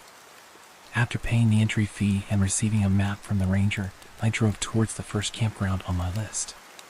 To my dismay, a large full sign greeted me at the entrance. No problem, I thought, there are plenty of other campgrounds in the park. Little did I know that this was just the beginning of a long and frustrating search. As I drove from one campground to another, the story remained the same: every single site was occupied. The park was teeming with visitors, all eager to experience the beauty of Yellowstone during the peak season. I circled the park's main loop road multiple times, hoping that someone might have left early or that a last-minute cancellation would open up a spot. With each passing minute, the sun sank lower, painting the sky in vibrant hues of orange and pink. Under different circumstances, I would have marveled at the breathtaking sunset, but my growing concern about finding a place to sleep overshadowed its beauty. As darkness settled over the park, I realized I had to make a decision. The idea of sleeping in my car in a parking lot didn't appeal to me, especially with my furry friend in tow. That's when I remembered passing a secluded trailhead earlier. It wasn't an official campsite, but it seemed like the best option given the circumstances. With a mix of trepidation and determination, I steered my vehicle back to the trailhead. The parking lot was empty, which was both a relief and slightly unnerving. I quickly gathered my gear, strapping my frame pack to my back and ensuring I had all the essentials: tent, sleeping bag, food, water, and a few basic tools. My dog seemed to sense the change in plans, wagging his tail excitedly as we set off down the trail. The path was barely visible in the fading light, but I had a good flashlight to guide our way. We hiked for about 15 minutes, moving deeper into the wilderness, before I decided we had gone far enough to avoid detection. Veering off the trail, we made our way to the edge of a small clearing. It was a picturesque spot, with a grassy meadow surrounded by towering pines. In the distance, I could make out the silhouette of mountains against the star-studded sky. Despite the unplanned nature of our campsite, I couldn't help but feel a sense of adventure and connection with nature. Knowing the importance of minimizing our impact on the environment, I carefully selected a spot for our camp. I chose a flat area with minimal vegetation, hoping to leave as little trace as possible of our presence. My first task was to dig a small fire pit. Using a collapsible shovel from my pack, I scraped away the top layer of soil and created a circular depression. Next came the tent. I had practiced setting it up in my backyard before the trip, and that practice paid off now as I efficiently assembled our shelter for the night. My dog watched curiously, occasionally sniffing around the perimeter of our makeshift campsite. With the tent up, I turned my attention to dinner. I had packed some hot dogs, thinking they'd be an easy meal to cook over a campfire. As I gathered some small branches and kindling for the fire, I couldn't shake the feeling that we were intruders in this wild place. Every snapping twig or rustling leaf made me pause and look around, half expecting to see a park ranger or wild animal emerging from the darkness. Once the fire was going, I roasted the hot dogs on long sticks. My canine companion sat patiently, his eyes fixed on the sizzling meat. The aroma of cooking food filled the air, and I hoped it wouldn't attract any unwanted visitors. We shared our simple meal, the hot dogs tasting better than any gourmet dish in that moment of hunger and exhaustion. After dinner, I meticulously cleaned up our site. I knew the importance of proper food storage in bear country, so I gathered all our leftovers and trash into a bag. Using some rope from my pack, I hung the bag high in a nearby tree, well away from our tent. It was a bit of a struggle in the dark, but I knew it was crucial for our safety. With everything secured, I extinguished the fire, making sure to douse it thoroughly with water from my canteen. I scattered the wood ashes and covered the fire pit with the soil I had initially removed, trying to erase any evidence of our presence. Exhausted from the long day of driving and the unexpected hike, I crawled into the tent with my dog. The lightweight sleeping bag provided welcome warmth against the cool night air. As I lay there, listening to the gentle rustling of leaves and the occasional hoot of an owl, I felt a mix of emotions: excitement at the adventure, a twinge of guilt for camping in an unauthorized area, and a hint of apprehension about what the night might bring. Sleep came quickly, but it was destined to be a night of interruptions. I'm not sure how long I had been asleep when the first howl pierced the night. At first, it sounded distant, maybe a few miles away. In my groggy state, I marveled at the haunting beauty of the sound. It was a reminder that we were in true wilderness, sharing the land with its wild inhabitants. As I started to drift back to sleep, another howl rang out, this time noticeably closer. My dog, who had been sleeping soundly at my feet, raised his head, ears perked in alert curiosity. I patted him reassuringly, trying to convey a calmness I didn't entirely feel. The howls continued, each time seeming to come from a different direction and growing ever closer. It was hard to judge distance in the dark, unfamiliar terrain, but I estimated that the wolves were now at the edge of the meadow where we were camped. My mind raced, trying to recall everything I knew about wolf behavior. I knew attacks on humans were extremely rare, but that did little to calm my racing heart. Soon, the sounds of padding feet and sniffing noses circled our tent. I lay perfectly still, hardly daring to breathe. My dog, to his credit, remained silent, though I could feel him trembling slightly against my leg. The wolves seemed curious, investigating this strange new object in their territory. Those minutes felt like hours as we waited, hoping the wolves would lose interest and move on. Finally, after what seemed an eternity, the sounds began to recede. A distant howl signaled that the pack was moving away, and I let out a breath I hadn't realized I'd been holding. As the adrenaline subsided, exhaustion took over once more, and I drifted back to sleep. The next time I awoke, the sky outside was still dark, but I had the sense that several hours had passed. This time, however, the sounds that roused me were very different. Heavy footfalls circled the tent, accompanied by deep, huffing breaths. My first thought was bear, and a jolt of fear shot through me. While wolves were unlikely to attack, a hungry or curious bear could easily see our tent as something to investigate more thoroughly. The unseen visitor seemed particularly interested in the spot where I had buried the fire pit. I silently cursed myself for not being more thorough in cleaning up. Even the faintest scent of food could attract a bear's keen nose.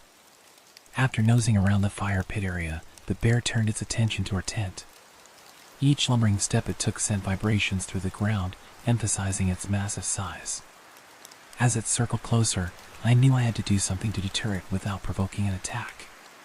With trembling hands, I reached for my flashlight. Taking a deep breath to steady myself, I flicked it on, illuminating the tent from within. The sudden appearance of the glowing dome seemed to startle the bear. I heard a surprised huff, followed by the sound of retreating footsteps. Even after the sounds of the bear faded away, sleep eluded me.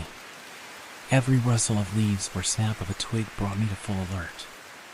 As the sky began to lighten with the approaching dawn, I finally felt it was safe enough to peer outside. Unzipping the tent cautiously, I stuck my head out and surveyed our surroundings. The meadow was peaceful in the early morning light, with no sign of our nighttime visitors. A light rain had begun to fall, adding a misty quality to the scene that would have been beautiful under different circumstances. Knowing we needed to leave quickly, I began packing up our campsite. The rain made everything damp, adding to the challenge of breaking camp. My dog seemed eager to be on the move, perhaps still unsettled by the night's events.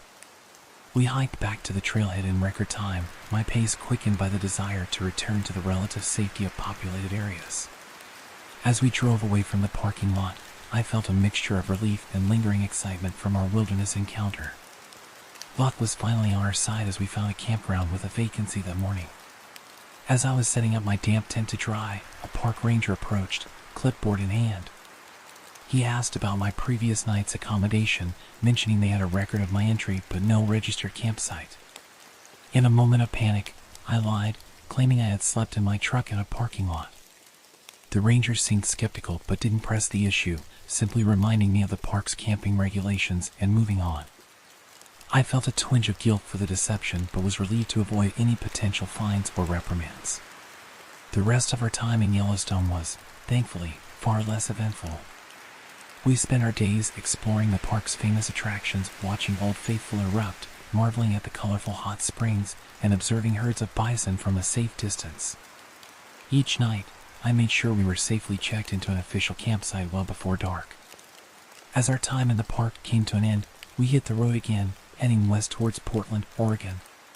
The journey took us through changing landscapes from the rugged mountains of Idaho to the high desert of eastern Oregon and finally into the lush greenery of the Pacific Northwest. We took our time, stopping at various campsites along the way. Each night, as I set up our tent in designated camping areas, I couldn't help but reflect on our Yellowstone adventure. While it had been frightening at times, it had also given me a profound respect for the wild places and creatures we share this planet with. Arriving in Portland felt like the end of an epic journey. The city's quirky charm and abundant green spaces were a welcoming sight after so many days on the road. We spent a week exploring the city and its surroundings, hiking in the Columbia River Gorge and along the Oregon coast. As I sat in a Portland coffee shop on our last day, planning the next leg of our journey, I couldn't help but smile at the memory of that night in Yellowstone. It had been unplanned, uncomfortable, and at times terrifying, but it was also an experience I would never forget. It had taught me about my own resilience, the unpredictability of nature, and the importance of respecting wildlife and wilderness areas. That night in Yellowstone, while not the comfortable camping experience I had initially planned, had become the defining moment of our cross-country adventure. It was a reminder that sometimes the most memorable experiences come from the unexpected turns in our journey, and that nature, in all its beauty and wildness, deserves our respect and admiration. As we prepared to leave Portland and continue our journey, I felt a renewed sense of excitement for the road ahead. Whatever challenges or adventures awaited us, I knew we were ready to face them, my loyal dog and I, two travelers making our way across this vast and beautiful country. It was a warm summer evening in 2017 when I found myself driving through the winding roads of rural Virginia. My car, a weathered sedan that had become my home in recent months, rumbled along the pavement as I searched for a place to rest for the night. The sun was beginning to dip below the horizon, casting long shadows across the countryside and painting the sky in hues of orange and pink. As I navigated the unfamiliar terrain, my eyes caught sight of a sign indicating a campground ahead. Feeling the weight of exhaustion from hours of driving, I decided to pull in and find a spot to settle for the night. The campground was expansive, with numerous clearings nestled among the trees. To my relief, it appeared mostly empty, save for a large group gathered in a distant corner of the grounds. I chose a spot far from the group, hoping for a quiet night's rest. As I began to set up my modest camp, really just a hammock strung between two sturdy trees, I couldn't help but notice the boisterous sounds emanating from the other campers. Their laughter and chatter carried on the evening breeze, punctuated occasionally by the barking of dogs. Despite the noise, I tried to focus on my own tasks. I unpacked a small cooler with my meager supplies and prepared a simple dinner of canned beans and crackers. As I ate, I watched the sky darken and stars begin to twinkle overhead. The air grew cooler, and I pulled on a worn sweatshirt to ward off the chill. Throughout the evening, a few dogs from the other group wandered over to investigate my campsite. They seemed friendly enough, sniffing around curiously before returning to their owners. I found their presence somewhat comforting, a reminder that I wasn't entirely alone in this unfamiliar place. As night fully settled in, I retreated to my hammock, looking forward to a peaceful sleep beneath the canopy of trees. The sounds from the other group had quieted somewhat, and I hoped they were settling in for the night as well. I lay there, gently swaying in the breeze, listening to the chirping of crickets and the occasional hoot of an owl. Just as I was drifting off to sleep, a commotion from across the campground jolted me awake. Voices rose in volume, and there was a sense of anticipation in the air. Curiosity got the better of me, and I sat up in my hammock, straining my eyes to see what was happening in the distance. What I witnessed next sent a chill down my spine. In the dim light of the camp, I could make out the silhouette of a woman leading a small child towards a large wooden structure. As they drew closer, I realized with growing horror that the structure was a cross, standing ominously against the night sky. My heart raced as I watched the woman gently guide the child's hand, helping them light the cross ablaze. The flames licked upwards, casting an eerie glow across the campground and illuminating the faces of those gathered around. It was then that the true nature of this group became horrifyingly clear. The burning cross stood as a symbol of hatred and intolerance, a rallying point for the Ku Klux Klan members who had gathered here in secret. As the fire grew, so did the fervor of the group. Voices rose in a cacophony of hatred, shouting slogans and chants that made my blood run cold. "White power," they cried, their voices filled with a misguided passion that I couldn't comprehend. The speeches that followed were filled with vitriol, each word dripping with prejudice and ignorance. They spoke of purification, of cleansing the country of those they deemed unworthy. Their rhetoric was a poisonous mix of fear, anger, and misguided superiority. As I lay there, frozen in my hammock, I couldn't tear my eyes away from the scene unfolding before me. The faces illuminated by the burning cross ranged from young to old, men and women alike caught up in this tide of hatred. But it was the children present that truly broke my heart. Innocent faces looked on with a mixture of confusion and awe, absorbing the toxic ideology being presented to them as truth. The ceremony continued late into the night, with various members taking turns to speak. Their words blurred together in a haze of bigotry and intolerance, each speech more inflammatory than the last. I found myself torn between the desire to flee and the paralysis of shock and disbelief. As the night wore on, exhaustion finally overcame my fear, and I drifted into a fitful sleep. My dreams were haunted by the images I had witnessed: the burning cross, the chanting crowd, and most of all, the innocent child being inducted into this world of hate. When dawn broke, I wasted no time in packing up my meager belongings and leaving the campground. As I drove away, the events of the night replayed in my mind. The contrast between the beautiful, peaceful Virginia countryside and the ugliness I had witnessed was stark and unsettling. In the years that followed, I often found myself reflecting on that night. The memory of the child being gently guided to light the cross became a powerful symbol to me of how hatred is passed down through generations. It was a stark reminder of the work still needed to combat prejudice and promote understanding in our society. That experience in rural Virginia became a turning point in my life. It sparked a determination in me to work towards a more inclusive and tolerant world, to challenge bigotry wherever I encountered it, and to strive to be a force for positive change. The innocence of that child, juxtaposed against the backdrop of such hatred, continues to motivate me to this day. As I continue on my journey through life, I carry with me the weight of that night's events. It serves as a constant reminder of the darkness that can exist in the world, but also the importance of standing up for what is right. In sharing this story, I hope to shed light on the ongoing struggle against hatred and prejudice, and to inspire others to join in the fight for a more just and equitable society. 2 summers ago, I embarked on what was supposed to be a peaceful 8-mile backpacking trip into the remote wilderness surrounding Mount Hood, Oregon, with my girlfriend. Little did we know that this adventure would become etched in our memories as one of the most terrifying experiences of our lives. As we trekked through the rugged terrain, the pristine beauty of the Pacific Northwest surrounded us. The air was crisp and filled with the scent of pine, and the sound of our footsteps on the trail was accompanied by the occasional chirping of birds. After several hours of hiking, we finally reached our destination, a serene lake nestled in a valley, surrounded by a forest of dead trees. The sight of the dead forest was both eerie and captivating. The skeletal remains of once majestic trees stood like silent sentinels around the lake, their bare branches reaching towards the sky. We chose a spot to set up camp, carefully considering our surroundings. As we worked on pitching our tent, I noticed another tent across the lake. It was the only other sign of human presence in this remote area, but strangely, we never saw anyone at that site. As we settled into our campsite, the sky began to change. Dark clouds started rolling in from the distant hills, and a sense of unease crept over us. We had checked the weather forecast before our trip, and thunderstorms were uncommon in this region, especially during this time of year. Nevertheless, we decided to prepare for the worst.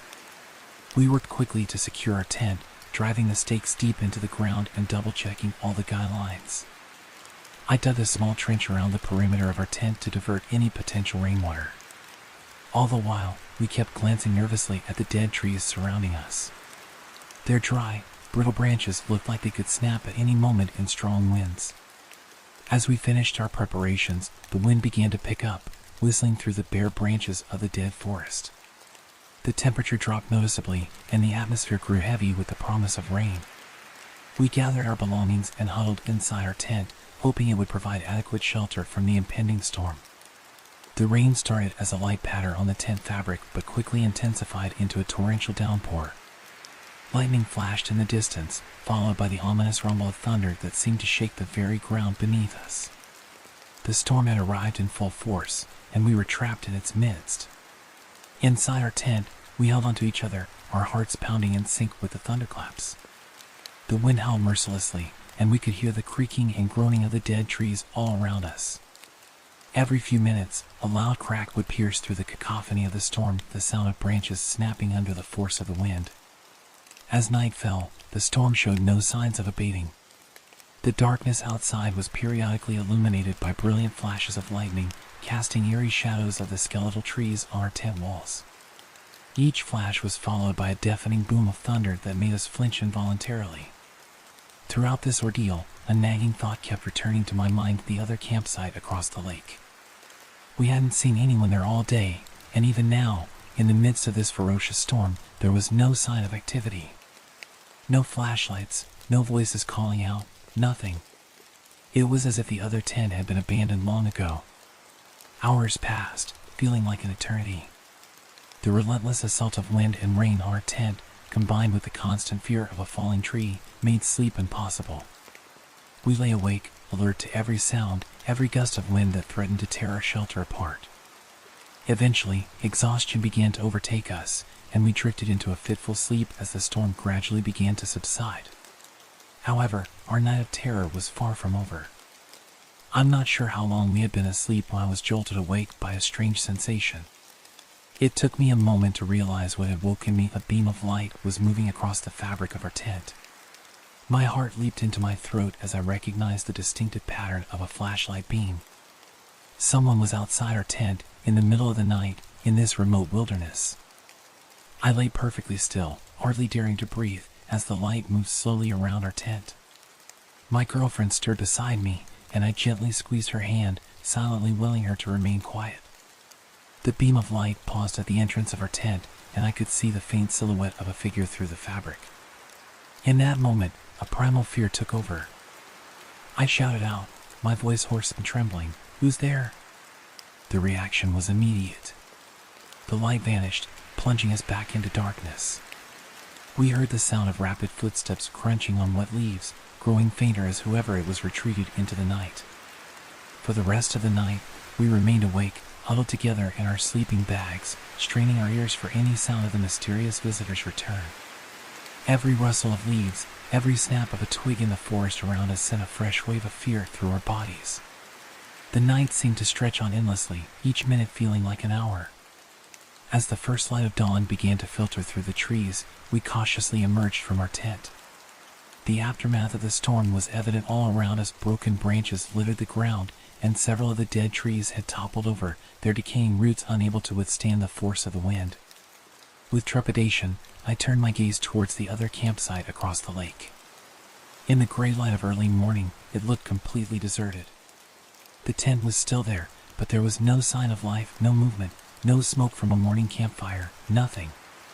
We quickly packed up our belongings, our hands shaking as we dismantled our tent and stuffed our gear into our backpacks.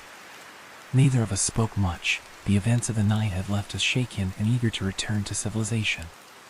As we hiked out of the wilderness, retracing our steps from the day before, I couldn't shake the feeling of being watched. Every so often, I would turn around abruptly, half expecting to see someone following us. But there was never anyone there, just the silent, indifferent forest. The memory of that night still haunts me to this day. The ferocity of the unexpected storm, the vulnerability we felt in our fragile tent surrounded by precarious dead trees, and the chilling encounter with the unknown flashlight bearer, it all comes back to me in vivid detail during quiet moments. I've often wondered about the other campsite. Who had set up that tent? Were they somehow connected to our nocturnal visitor? Or had they left before the storm, leaving their tent behind? These questions remain unanswered, adding to the unsettling nature of the experience. This incident served as a stark reminder of the unpredictable and sometimes frightening nature of the wilderness. While the great outdoors offers unparalleled beauty and the opportunity for adventure, it also demands respect and caution. Nature's power, as demonstrated by the sudden storm, is awe-inspiring and terrifying in equal measure. Moreover, the encounter with the mysterious figure underscored the vulnerability one can feel in remote areas. The very isolation that makes these places so appealing can also leave one exposed to potential threats, both natural and human. Despite the fear we experienced, this trip also reinforced the importance of preparation and adaptability in outdoor adventures. Our quick actions to secure our campsite before the storm likely prevented a worse outcome. And while the night was terrifying, we managed to keep our wits about us and make it through safely. In the years since this incident, I've continued to explore the wilderness, but always with a heightened sense of awareness and respect for the potential dangers. I've learned to be more thorough in checking weather forecasts, to always have a contingency plan, and to trust my instincts when something doesn't feel right. The experience has become a story I share with fellow outdoor enthusiasts, not to discourage them from exploring, but to emphasize the importance of being prepared and vigilant. It serves as a reminder that even in the most beautiful places, unexpected challenges can arise, and how we respond to these challenges can make all the difference. As I reflect on that night by the lake, surrounded by dead trees and buffeted by a furious storm, I'm reminded of the dual nature of wilderness experiences. They can be sources of great joy and profound connection with nature, but they can also be crucibles that test our courage and resourcefulness. In the end, it's these challenges that often lead to the most growth and the most memorable adventures, even if they're not always the kind of memories we set out to make. It was the summer of 2003, and I had just turned 20. The world was a different place back then. Smartphones were ubiquitous, social media was in its infancy, and the echoes of the Blair Witch Project still reverberated through popular culture. That film had left an indelible mark on my psyche, coloring my perception of the great outdoors with a tinge of unease. Despite this lingering apprehension, I couldn't resist the call of nature. Arkansas, with its lush forests and winding rivers, beckoned to me. So, I gathered a few friends, packed our gear, and set off for a weekend of camping in the Ozark National Forest. We arrived at the campground late in the afternoon. The sun was already beginning its descent, casting long shadows through the towering pines. The air was thick with the scent of pine needles and damp earth. As we set up our tents, I couldn't shake the feeling that we were being watched. I chalked it up to my overactive imagination, still influenced by that unsettling found footage film. Our campsite was relatively isolated, nestled in a small clearing surrounded by dense forest. We could hear the faint sound of a stream in the distance, its gentle burbling a soothing counterpoint to the occasional rustle of leaves in the breeze. As night fell, we gathered around our campfire, sharing stories and roasting marshmallows. The flickering flames cast dancing shadows on the trees, and every now and then, I'd catch movement out of the corner of my eye. Each time, it turned out to be nothing more than a moth or a falling leaf. As the night wore on, my friends began to retire to their tents. I lingered by the dying embers of the fire, watching as the last flames sputtered and died. The forest seemed to come alive in the darkness, filled with the chirping of crickets and the occasional hoot of an owl. I finally decided to turn in, zipping myself into my tent and nestling into my sleeping bag. Sleep came fitfully. The unfamiliar sounds of the forest kept startling me awake. Each time I drifted off, I'd jerk awake at the snap of a twig or the rustle of leaves. The rational part of my brain knew these were just the normal sounds of the woods at night, but the part of me that still remembered every frame of the Blair Witch Project couldn't help but imagine sinister forces at work in the darkness. It must have been around 2 or 3 in the morning when I was jolted awake by a sound that didn't belong. At first, I thought I was dreaming. It sounded like crying. Not the mournful howl of some wild animal, but the distinctive wail of a human child. I lay perfectly still, straining my ears. There it was again, definitely crying, and it seemed to be moving around our campsite.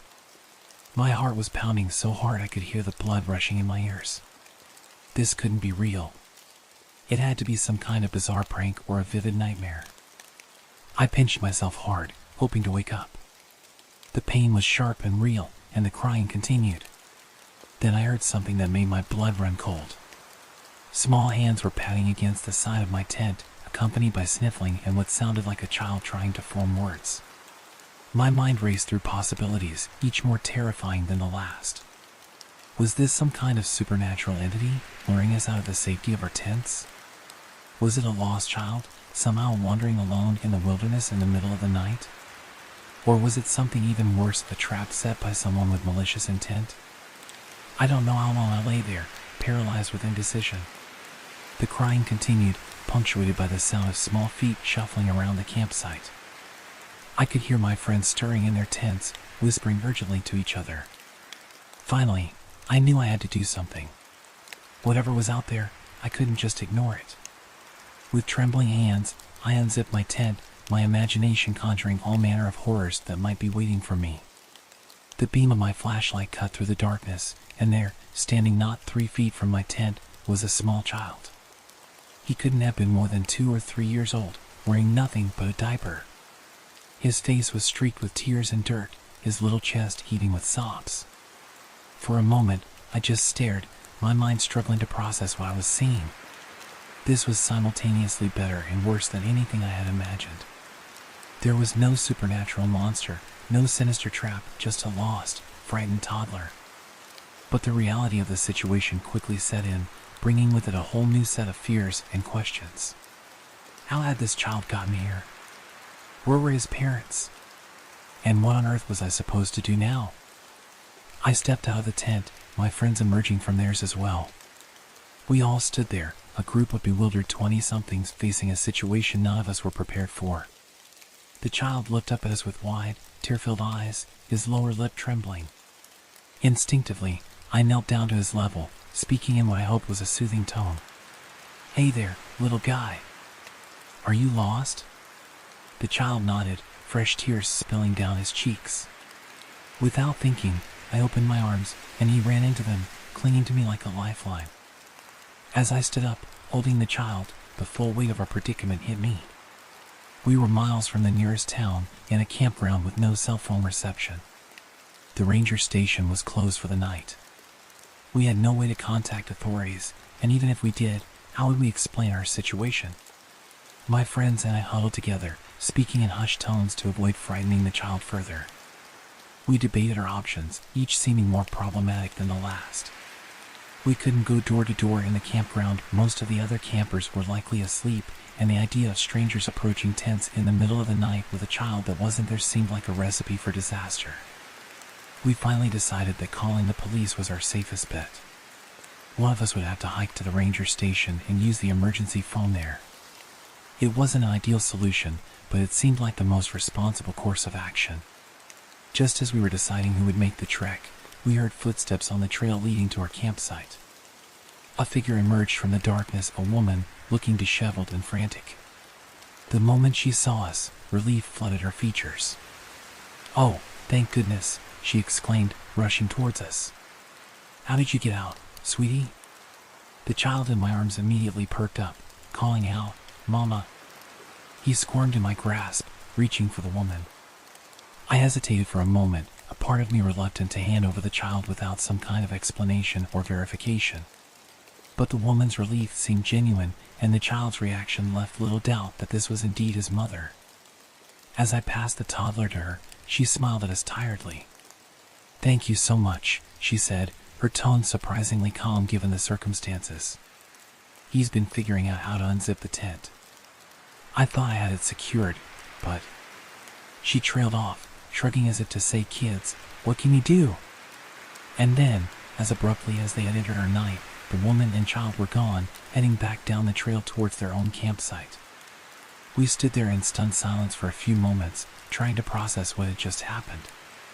As the adrenaline began to wear off, we found ourselves laughing, a slightly hysterical release of tension. We spent the rest of the night around the rekindled campfire, too wired to sleep, dissecting every moment of our bizarre encounter. In the light of day, the events of the previous night took on an almost dreamlike quality. If it hadn't been for the muddy footprints around our tents and the lingering sense of shared experience among my friends, I might have been tempted to dismiss it all as a particularly vivid nightmare. As we packed up our campsite that morning, I found myself reflecting on the experience. At the time, it had been terrifying and confusing. But now, years later, as a parent myself, I see it through different eyes. I imagine that mother's panic when she realized her child was missing, her frantic search through the dark woods. I think about how easily a curious toddler can slip away in an instant, turning a peaceful family camping trip into a nightmare scenario. That night in the Arkansas woods taught me valuable lessons about the unpredictability of life, the importance of keeping a cool head in crisis situations, and the profound responsibility that comes with caring for a child. It's a story I've told many times over the years, each retelling bringing new insights as my own life experiences color my perspective. And every time I go camping now, with my own family, I double-check the tent zippers before turning in for the night. Just in case.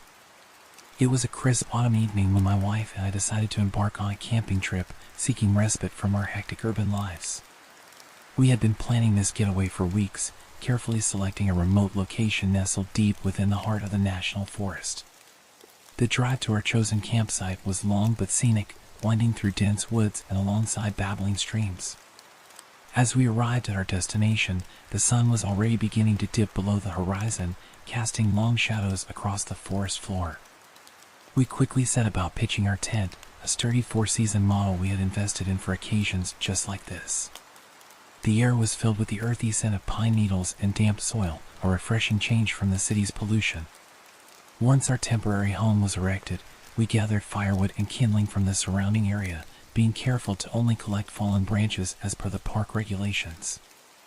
I prided myself on my fire-starting skills, and soon we had a cheerful blaze crackling before us, its warm glow pushing back the encroaching darkness. We sat around the campfire, our faces illuminated by the dancing flames. My wife and I engaged in pleasant conversation, discussing our plans for the coming days, hikes we wanted to take, landmarks we hoped to see. It was a rare moment of peace and connection, away from the constant notifications and demands of our everyday lives. As we talked, we shared a simple but satisfying meal: campfire roasted potatoes and grilled sausages, savoring the smoky flavor that only outdoor cooking can provide. The night air was cool but not uncomfortably so, and we were content in our little bubble of warmth and light. Suddenly, without warning, the weather took a dramatic turn.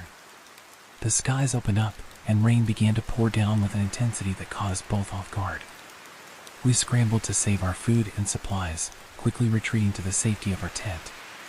The downpour was so heavy that it drowned out all other sounds, creating a constant, almost deafening pitter-patter as countless droplets struck the canvas above our heads.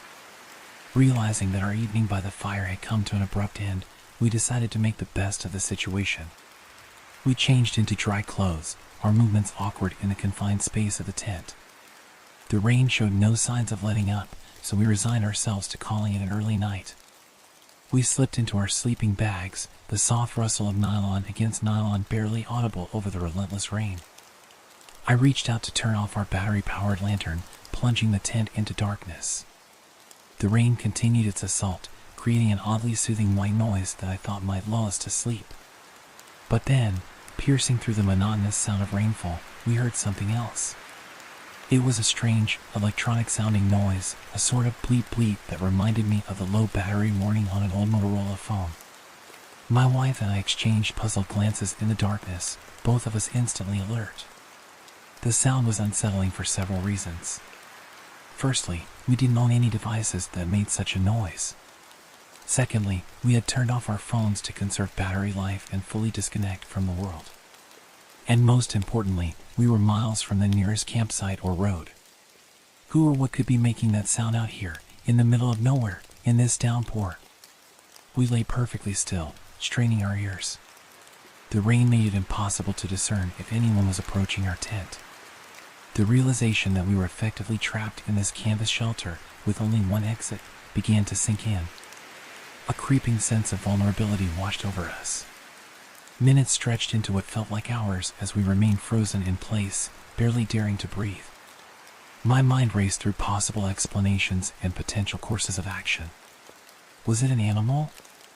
Another camper who had gotten lost? Or was it something more sinister? Eventually, the tension became unbearable. I knew I had to do something, if only to put our minds at ease. I whispered to my wife that I was going to check outside. She nodded, her eyes wide with a mixture of fear and concern. With trembling hands, I reached for the small handgun I had brought for protection against wildlife. I never thought I'd actually need to use it, but in that moment, I was grateful for its reassuring weight. I also grabbed our flashlight, its beam a pitiful defense against the unknown darkness outside. Taking a deep breath, I made a dash for the tent's entrance. I unzipped it as quickly as I could, half expecting to come face to face with some nightmarish figure. Instead, I was greeted by a wall of rain and impenetrable darkness beyond the reach of my flashlight. Ignoring the rain soaking through my clothes, I circled our tent, sweeping the area with the flashlight beam. My heart pounded in my chest, adrenaline coursing through my veins. But there was nothing. No sign of anyone or anything that could have made the strange noise. The surrounding forest was still, save for the constant drumming of rain on leaves. I returned to the tent, soaked to the bone and shivering, but somewhat relieved. I reported my findings, or lack thereof, to my wife. However, the unsettling experience had shaken us both. The thought of spending the rest of the night in this isolated spot, wondering if the mysterious noise would return, was too much to bear. We made a quick decision to abandon our campsite. Hastily, we gathered our most valuable possessions, wallets, phones, car keys, and prepared to make a break for it. The walk to our car, which we had left at a small parking area about 10 minutes away, now seemed like a daunting journey. With me leading the way, flashlight in one hand and gun in the other, we set out into the rainy night. The forest path, which had seemed so inviting during the day, now felt treacherous and foreboding. Every shadow seemed to move, every rustle of leaves made us jump. The rain continued unabated, reducing visibility and turning the ground into a slippery mess. After what felt like an eternity, we finally reached our car. We practically dove inside, locking the doors immediately. Only then did we allow ourselves to breathe a sigh of relief. The familiar interior of our vehicle felt like a sanctuary after the unsettling events at the campsite.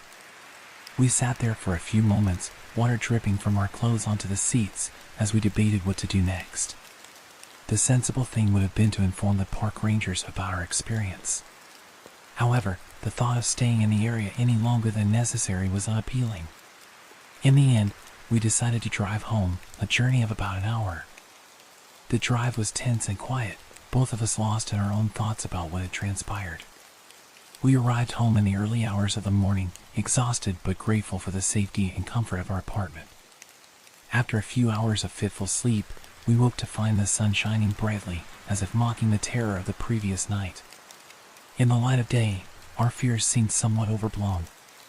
We began to rationalize the experience. Perhaps it was just an animal, or maybe our tired minds had played tricks on us. Regardless, we knew we had to return to the campsite to retrieve the rest of our belongings. So, after a hearty breakfast and several cups of strong coffee, we set out once again for the forest. The drive back was surreal. The same road that had seemed so ominous in the dark now appeared picturesque and inviting. We arrived at the parking area and made the short hike to our campsite, half expecting to find it ransacked or disturbed in some way. To our surprise, everything was exactly as we had left it. Our tent stood undisturbed, our remaining possessions inside untouched. There were no footprints in the mud around the campsite, No signs that anyone or anything had been there in our absence. We packed up our gear efficiently, eager to put this place behind us. As we worked, we discussed the events of the night before, trying to make sense of what had happened. Had we overreacted? Was there a logical explanation for the strange noise we'd heard? It wasn't until we got home and began unpacking that we discovered something truly unsettling. As my wife sorted through her belongings, she realized that all of her underwear was missing. Not a single pair remained among her clothes. We were dumbfounded. We double-checked all our bags, searched the car, and even called the campground office to see if anything had been turned in. Nothing. The underwear had simply vanished. This discovery sent a chill down our spines. It proved that our experience hadn't been a mere figment of our imaginations. Someone had indeed been at our campsite that night, someone who had managed to enter our tent and remove specific items without disturbing anything else. The implications were terrifying. Who was this person? How long had they been watching us? What were their intentions? And most disturbingly, what might have happened if we hadn't left when we did? In the days that followed, we reported the incident to both the park rangers and the local police. They took our statement seriously, but admitted that without more evidence, there wasn't much they could do. They promised to increase patrols in the area and advised other campers to be cautious. The experience left a lasting impact on us. We found ourselves jumpy and paranoid for weeks afterward, startling at small noises and double-checking the locks on our doors and windows. Our enthusiasm for camping waned significantly, and it would be a long time before we felt comfortable sleeping in a tent again. Looking back on that night, I'm grateful that we trusted our instincts and left when we did. The thought of what might have happened had we stayed still sends shivers down my spine. It serves as a stark reminder that even in seemingly peaceful and isolated places, danger can lurk. We never did get a satisfactory explanation for what happened that night. The mysterious noise, the missing underwear, it all remains a disturbing puzzle. But one thing is certain, our perception of safety in the gray outdoors has been forever altered. We learned the hard way that sometimes, the most unsettling threats are the ones we can't see, hiding just beyond the reach of our flashlight beams, waiting in the darkness. In the weeks that followed, we found ourselves constantly replaying the events of that night in our minds, searching for any detail we might have missed. We scoured local news reports, hoping to find similar incidents that might shed light on our experience. But there was nothing. The incident had a profound effect on our relationship as well. On one hand, it brought us closer together, having shared such an intense and frightening experience. We found ourselves more appreciative of each other, more aware of the fragility of our safety and peace of mind. On the other hand, it introduced a new element of tension. We became more protective of each other, sometimes to the point of being overbearing. Our friends and family noticed the change in us. We were more reserved, less likely to venture out for social gatherings, especially after dark. When we did share our story, we were met with a mix of concern, skepticism, and morbid curiosity. Some suggested we might have imagined it all, a product of overactive imaginations fueled by too many horror movies. Others urged us to pursue the matter further, convinced that there must be more to the story. Driven by a need for closure, we decided to do some investigating of our own. We reached out to other campers who had stayed in the same area around the time of our incident. Most had uneventful stays, but a few reported strange occurrences, unexplained noises, items going missing, an unsettling feeling of being watched. While none of these accounts matched the severity of our experience, they suggested that we weren't alone in our unease. We also delved into the history of the area, wondering if there might be some local legend or past event that could explain what had happened. We uncovered stories of an old hermit who had once lived in those woods, a man who had retreated from society after suffering some unnamed trauma. Some locals claimed he still roamed the forest, harmless but eccentric. Others spoke of more sinister figures, poachers who operated in the area, or criminals who used the remote location to hide from the law. As time passed, the intensity of our fear began to fade, replaced by a deep-seated caution and a newfound respect for the unpredictability of nature, both human and wild. We started to venture out again, but our approach to outdoor activities had changed dramatically.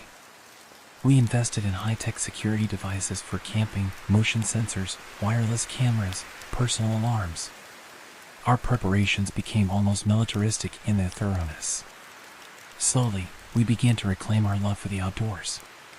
Our first camping trip after the incident was a nerve-wracking experience.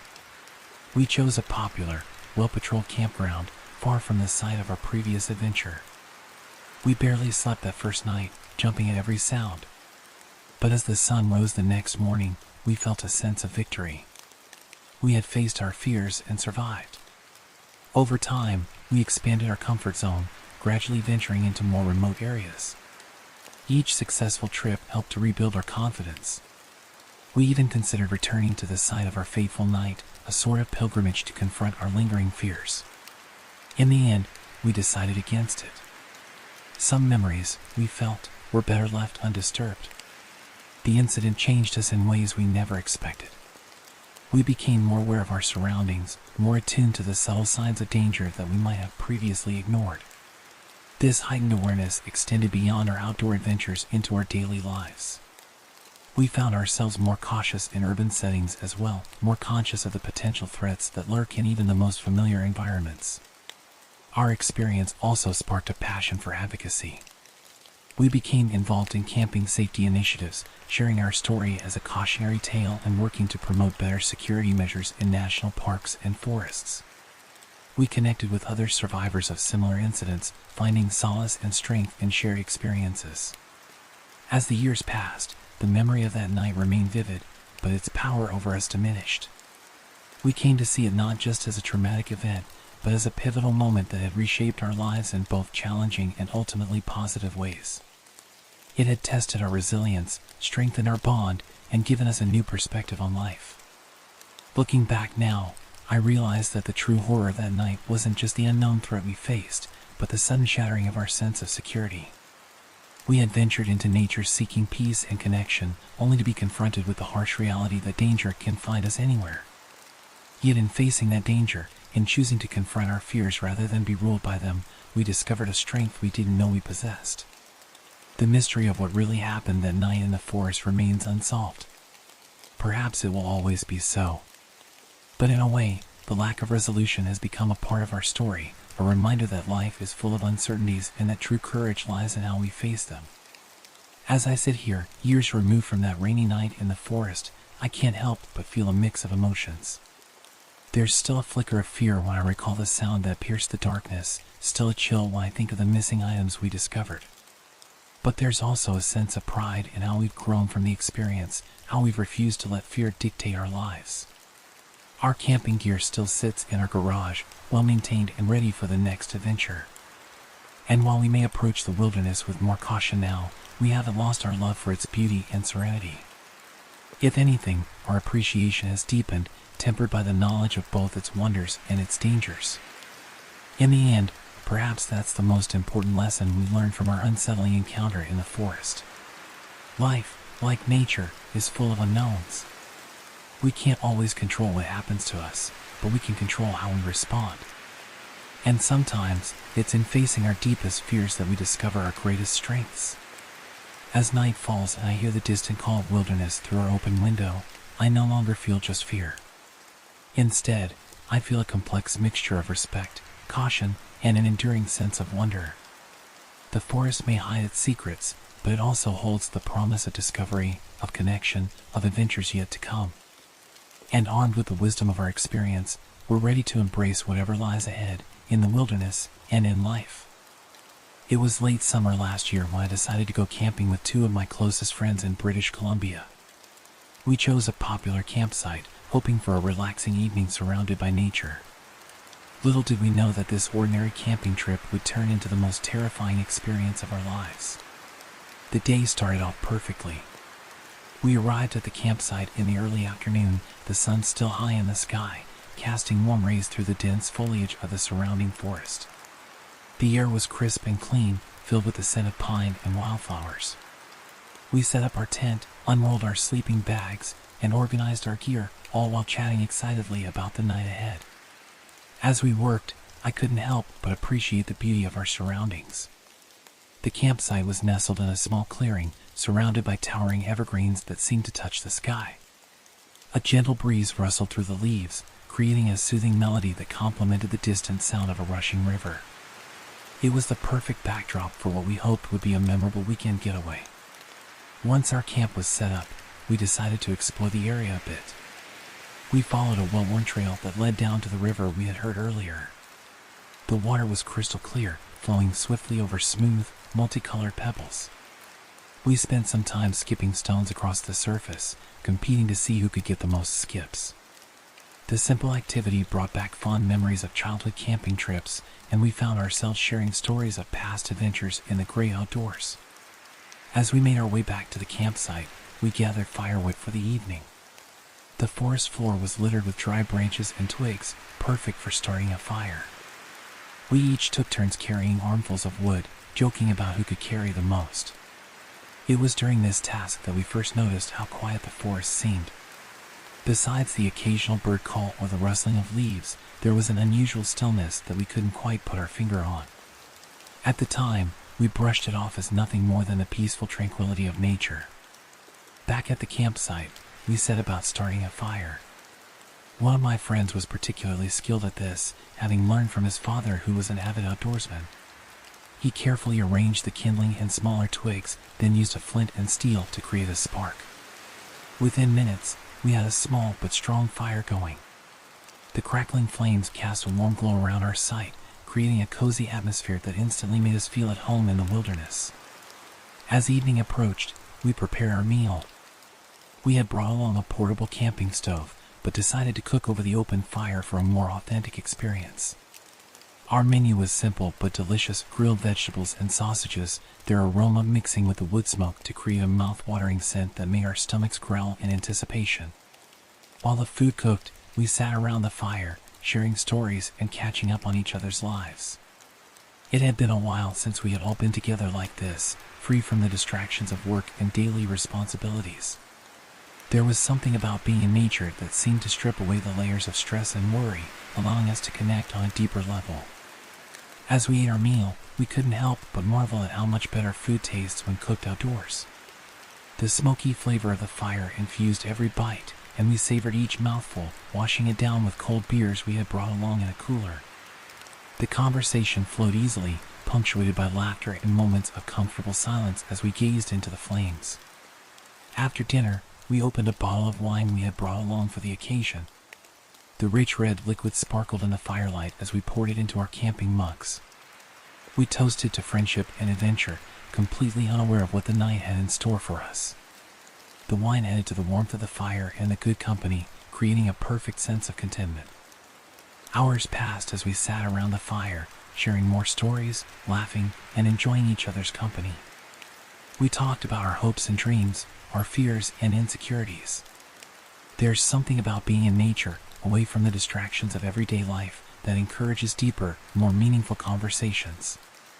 We discussed our careers, our relationships, and our plans for the future. It was one of those perfect moments of camaraderie that make camping trips so special. As the night wore on, the campsite around us grew quiet. Other campers retired to their tents, and the sounds of nature took over: the gentle rustling of leaves, the distant hoot of an owl, the soft gurgle of the nearby river. We were probably the only ones still awake, our voices now hushed as we continued our conversation under the star-studded sky. The night sky was a spectacle in itself.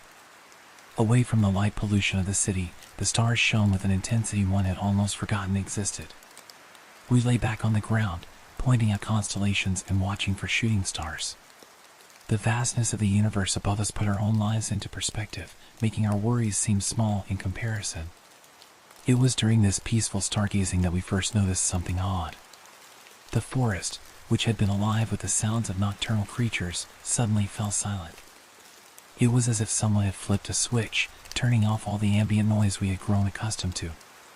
The silence was eerie and unnatural, sending a shiver down my spine despite the warmth of the fire.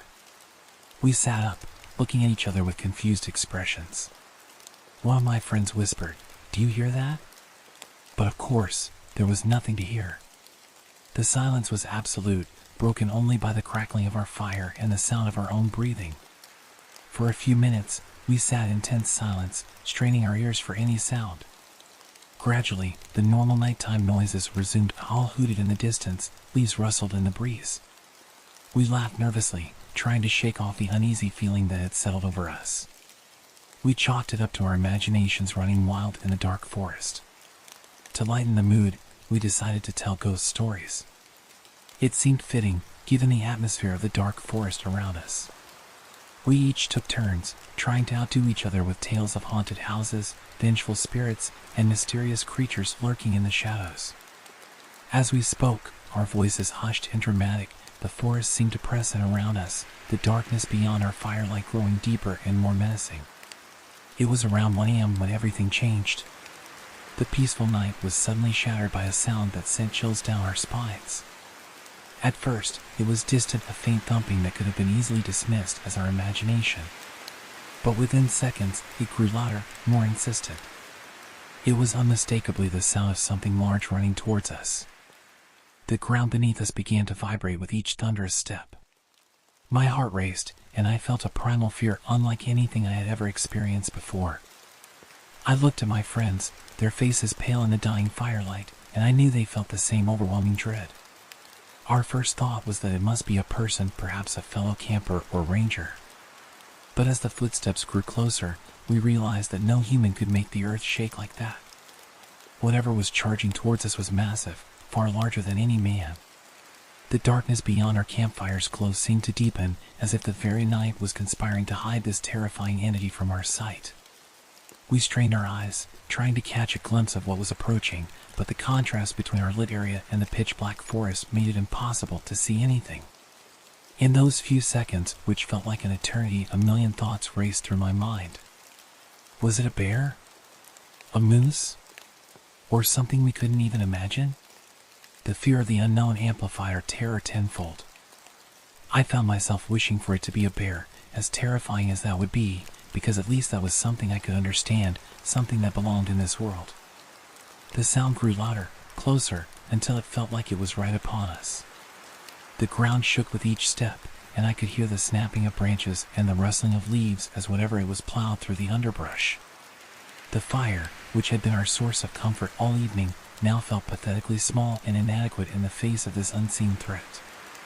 Just as we thought the creature would burst into our campsite, we heard an enormous splash.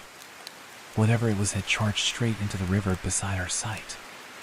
The sound of rushing water mixed with the thrashing of a large body, creating a cacophony that broke the spell of terror that had frozen us in place. Snapping out of our paralysis, we scrambled to our feet and ran towards our car. Hands shaking, I fumbled with the keys before managing to unlock the doors. We piled in, locking ourselves inside the relative safety of the vehicle. Our breaths came in short, panic gasps as we peered out of the windows, trying to catch a glimpse of what had nearly run us down. For what felt like hours, we sat in the car, too afraid to move or speak above a whisper. We debated what it could have been, with a bear being the most logical explanation. But even as we said it aloud, none of us truly believed it. The feeling of absolute terror we had experienced seemed too intense, too otherworldly to have been caused by any ordinary animal. As we sat there, huddled together in the confines of the car, we tried to make sense of what had happened. We replayed the events in our minds, trying to remember any detail that might shed light on the nature of our unseen visitor. Had there been any unusual signs earlier in the day that we had overlooked? Had other campers mentioned anything strange? One of my friends suggested that perhaps it had been a prank, someone trying to scare campers for fun. But we quickly dismissed this idea. The footsteps we had heard were far too heavy, too powerful to have been made by a person, even someone wearing some kind of stilts or costume. As the adrenaline began to wear off, exhaustion set in.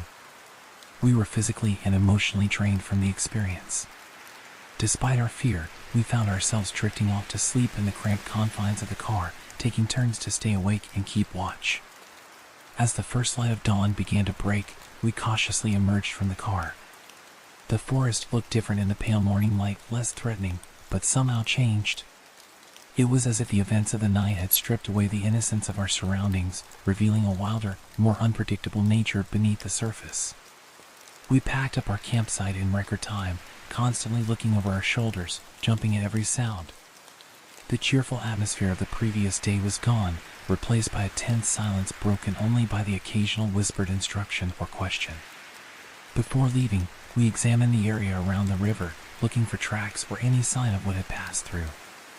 To our surprise and confusion, we found nothing, no footprints, no broken branches, no evidence at all of the massive creature that had terrified us so thoroughly. The lack of physical evidence was almost as unsettling as the experience itself. It made us question our own memories, our own senses. As we searched, we noticed other campers emerging from their tents, going about their morning routines as if nothing had happened. We approached a few, asking if they had heard anything unusual during the night. To our astonishment, no one else seemed to have noticed anything out of the ordinary. They spoke of a peaceful night's sleep, undisturbed by any strange noises or earth-shaking footsteps. Their obliviousness to our terrifying experience added another layer of confusion and doubt to our already shaken minds. How could something so massive, so earth-shaking, have gone unnoticed by everyone else in the campsite? It didn't make sense, and yet we couldn't deny what we had experienced. On the drive home, we tried to rationalize what had happened. We discussed all the possibilities: a bear, a moose, even the far-fetched idea of a Sasquatch. But none of our explanations seemed to fully capture the intensity of what we had experienced. The more we talked about it, the more surreal it seemed, like a shared nightmare that had somehow bled into reality. The days and weeks following our camping trip were filled with a mixture of fear, confusion, and an insatiable curiosity to understand what had happened. We scoured the internet for similar stories, reaching out to cryptozoology forums and local folklore groups. We found plenty of tales of strange encounters in the wilderness, but nothing that quite matched our experience. We even contacted the park rangers, hoping they might have some insight into what we had encountered. They listened to our story politely, but seemed skeptical. They assured us that while bears and other large wildlife were common in the area, there had never been any reports of anything matching the size and behavior of what we had experienced. Despite the lack of corroborating evidence or similar reports, none of us could shake the conviction that what we had experienced was real. The terror we had felt that night was too visceral, too intense to have been a product of our imaginations or a simple misunderstanding of natural phenomena. In the months that followed, our camping trip became a topic of endless discussion and speculation among our group of friends. Some were fascinated by our story, eager to hear every detail and offer their own theories. Others were skeptical, gently suggesting that perhaps our fears had gotten the better of us in the dark of night. The experience changed us in subtle ways. We found ourselves more aware of our surroundings, more attuned to the sounds of nature. Walks in the woods, once a source of peace and relaxation, now carried an undercurrent of tension, a heightened alertness to every snapping twig or rustling leaf. Despite this, or perhaps because of it, we found ourselves drawn back to the outdoors. We went on more camping trips, each time half hoping and half fearing that we might encounter something similar. But nothing ever came close to matching the intensity of that night. To this day, whenever we get together, the conversation inevitably turns to that night. We've researched local wildlife, spoken to park rangers, and even reached out to other campers who might have had similar experiences. But we've never found a satisfactory explanation for what happened. That camping trip remains the scariest thing that has ever happened to me. It's a reminder of how quickly a peaceful moment in nature can turn into something terrifying and unexplainable. While I still enjoy camping and outdoor activities, I've never been able to shake off the feeling that something out there in the wilderness defies our understanding. The experience has left me with a profound respect for the mysteries of the natural world. It's made me realize that despite all our knowledge and technology, there are still things out there that we can't explain, forces of nature that we can't control or fully comprehend. And on quiet nights, when the wind rustles through the trees, I sometimes find myself listening intently, half expecting to hear those thunderous footsteps once again. The memory of that night serves as a constant reminder that the world is a far stranger and more mysterious place than we often give it credit for. And here we reach the end of our story for today. I hope you enjoyed these thrilling moments. If you liked the video, don't forget to subscribe to the channel and activate the bell to receive all new content. Thank you for watching, and may your dreams be peaceful, if you can.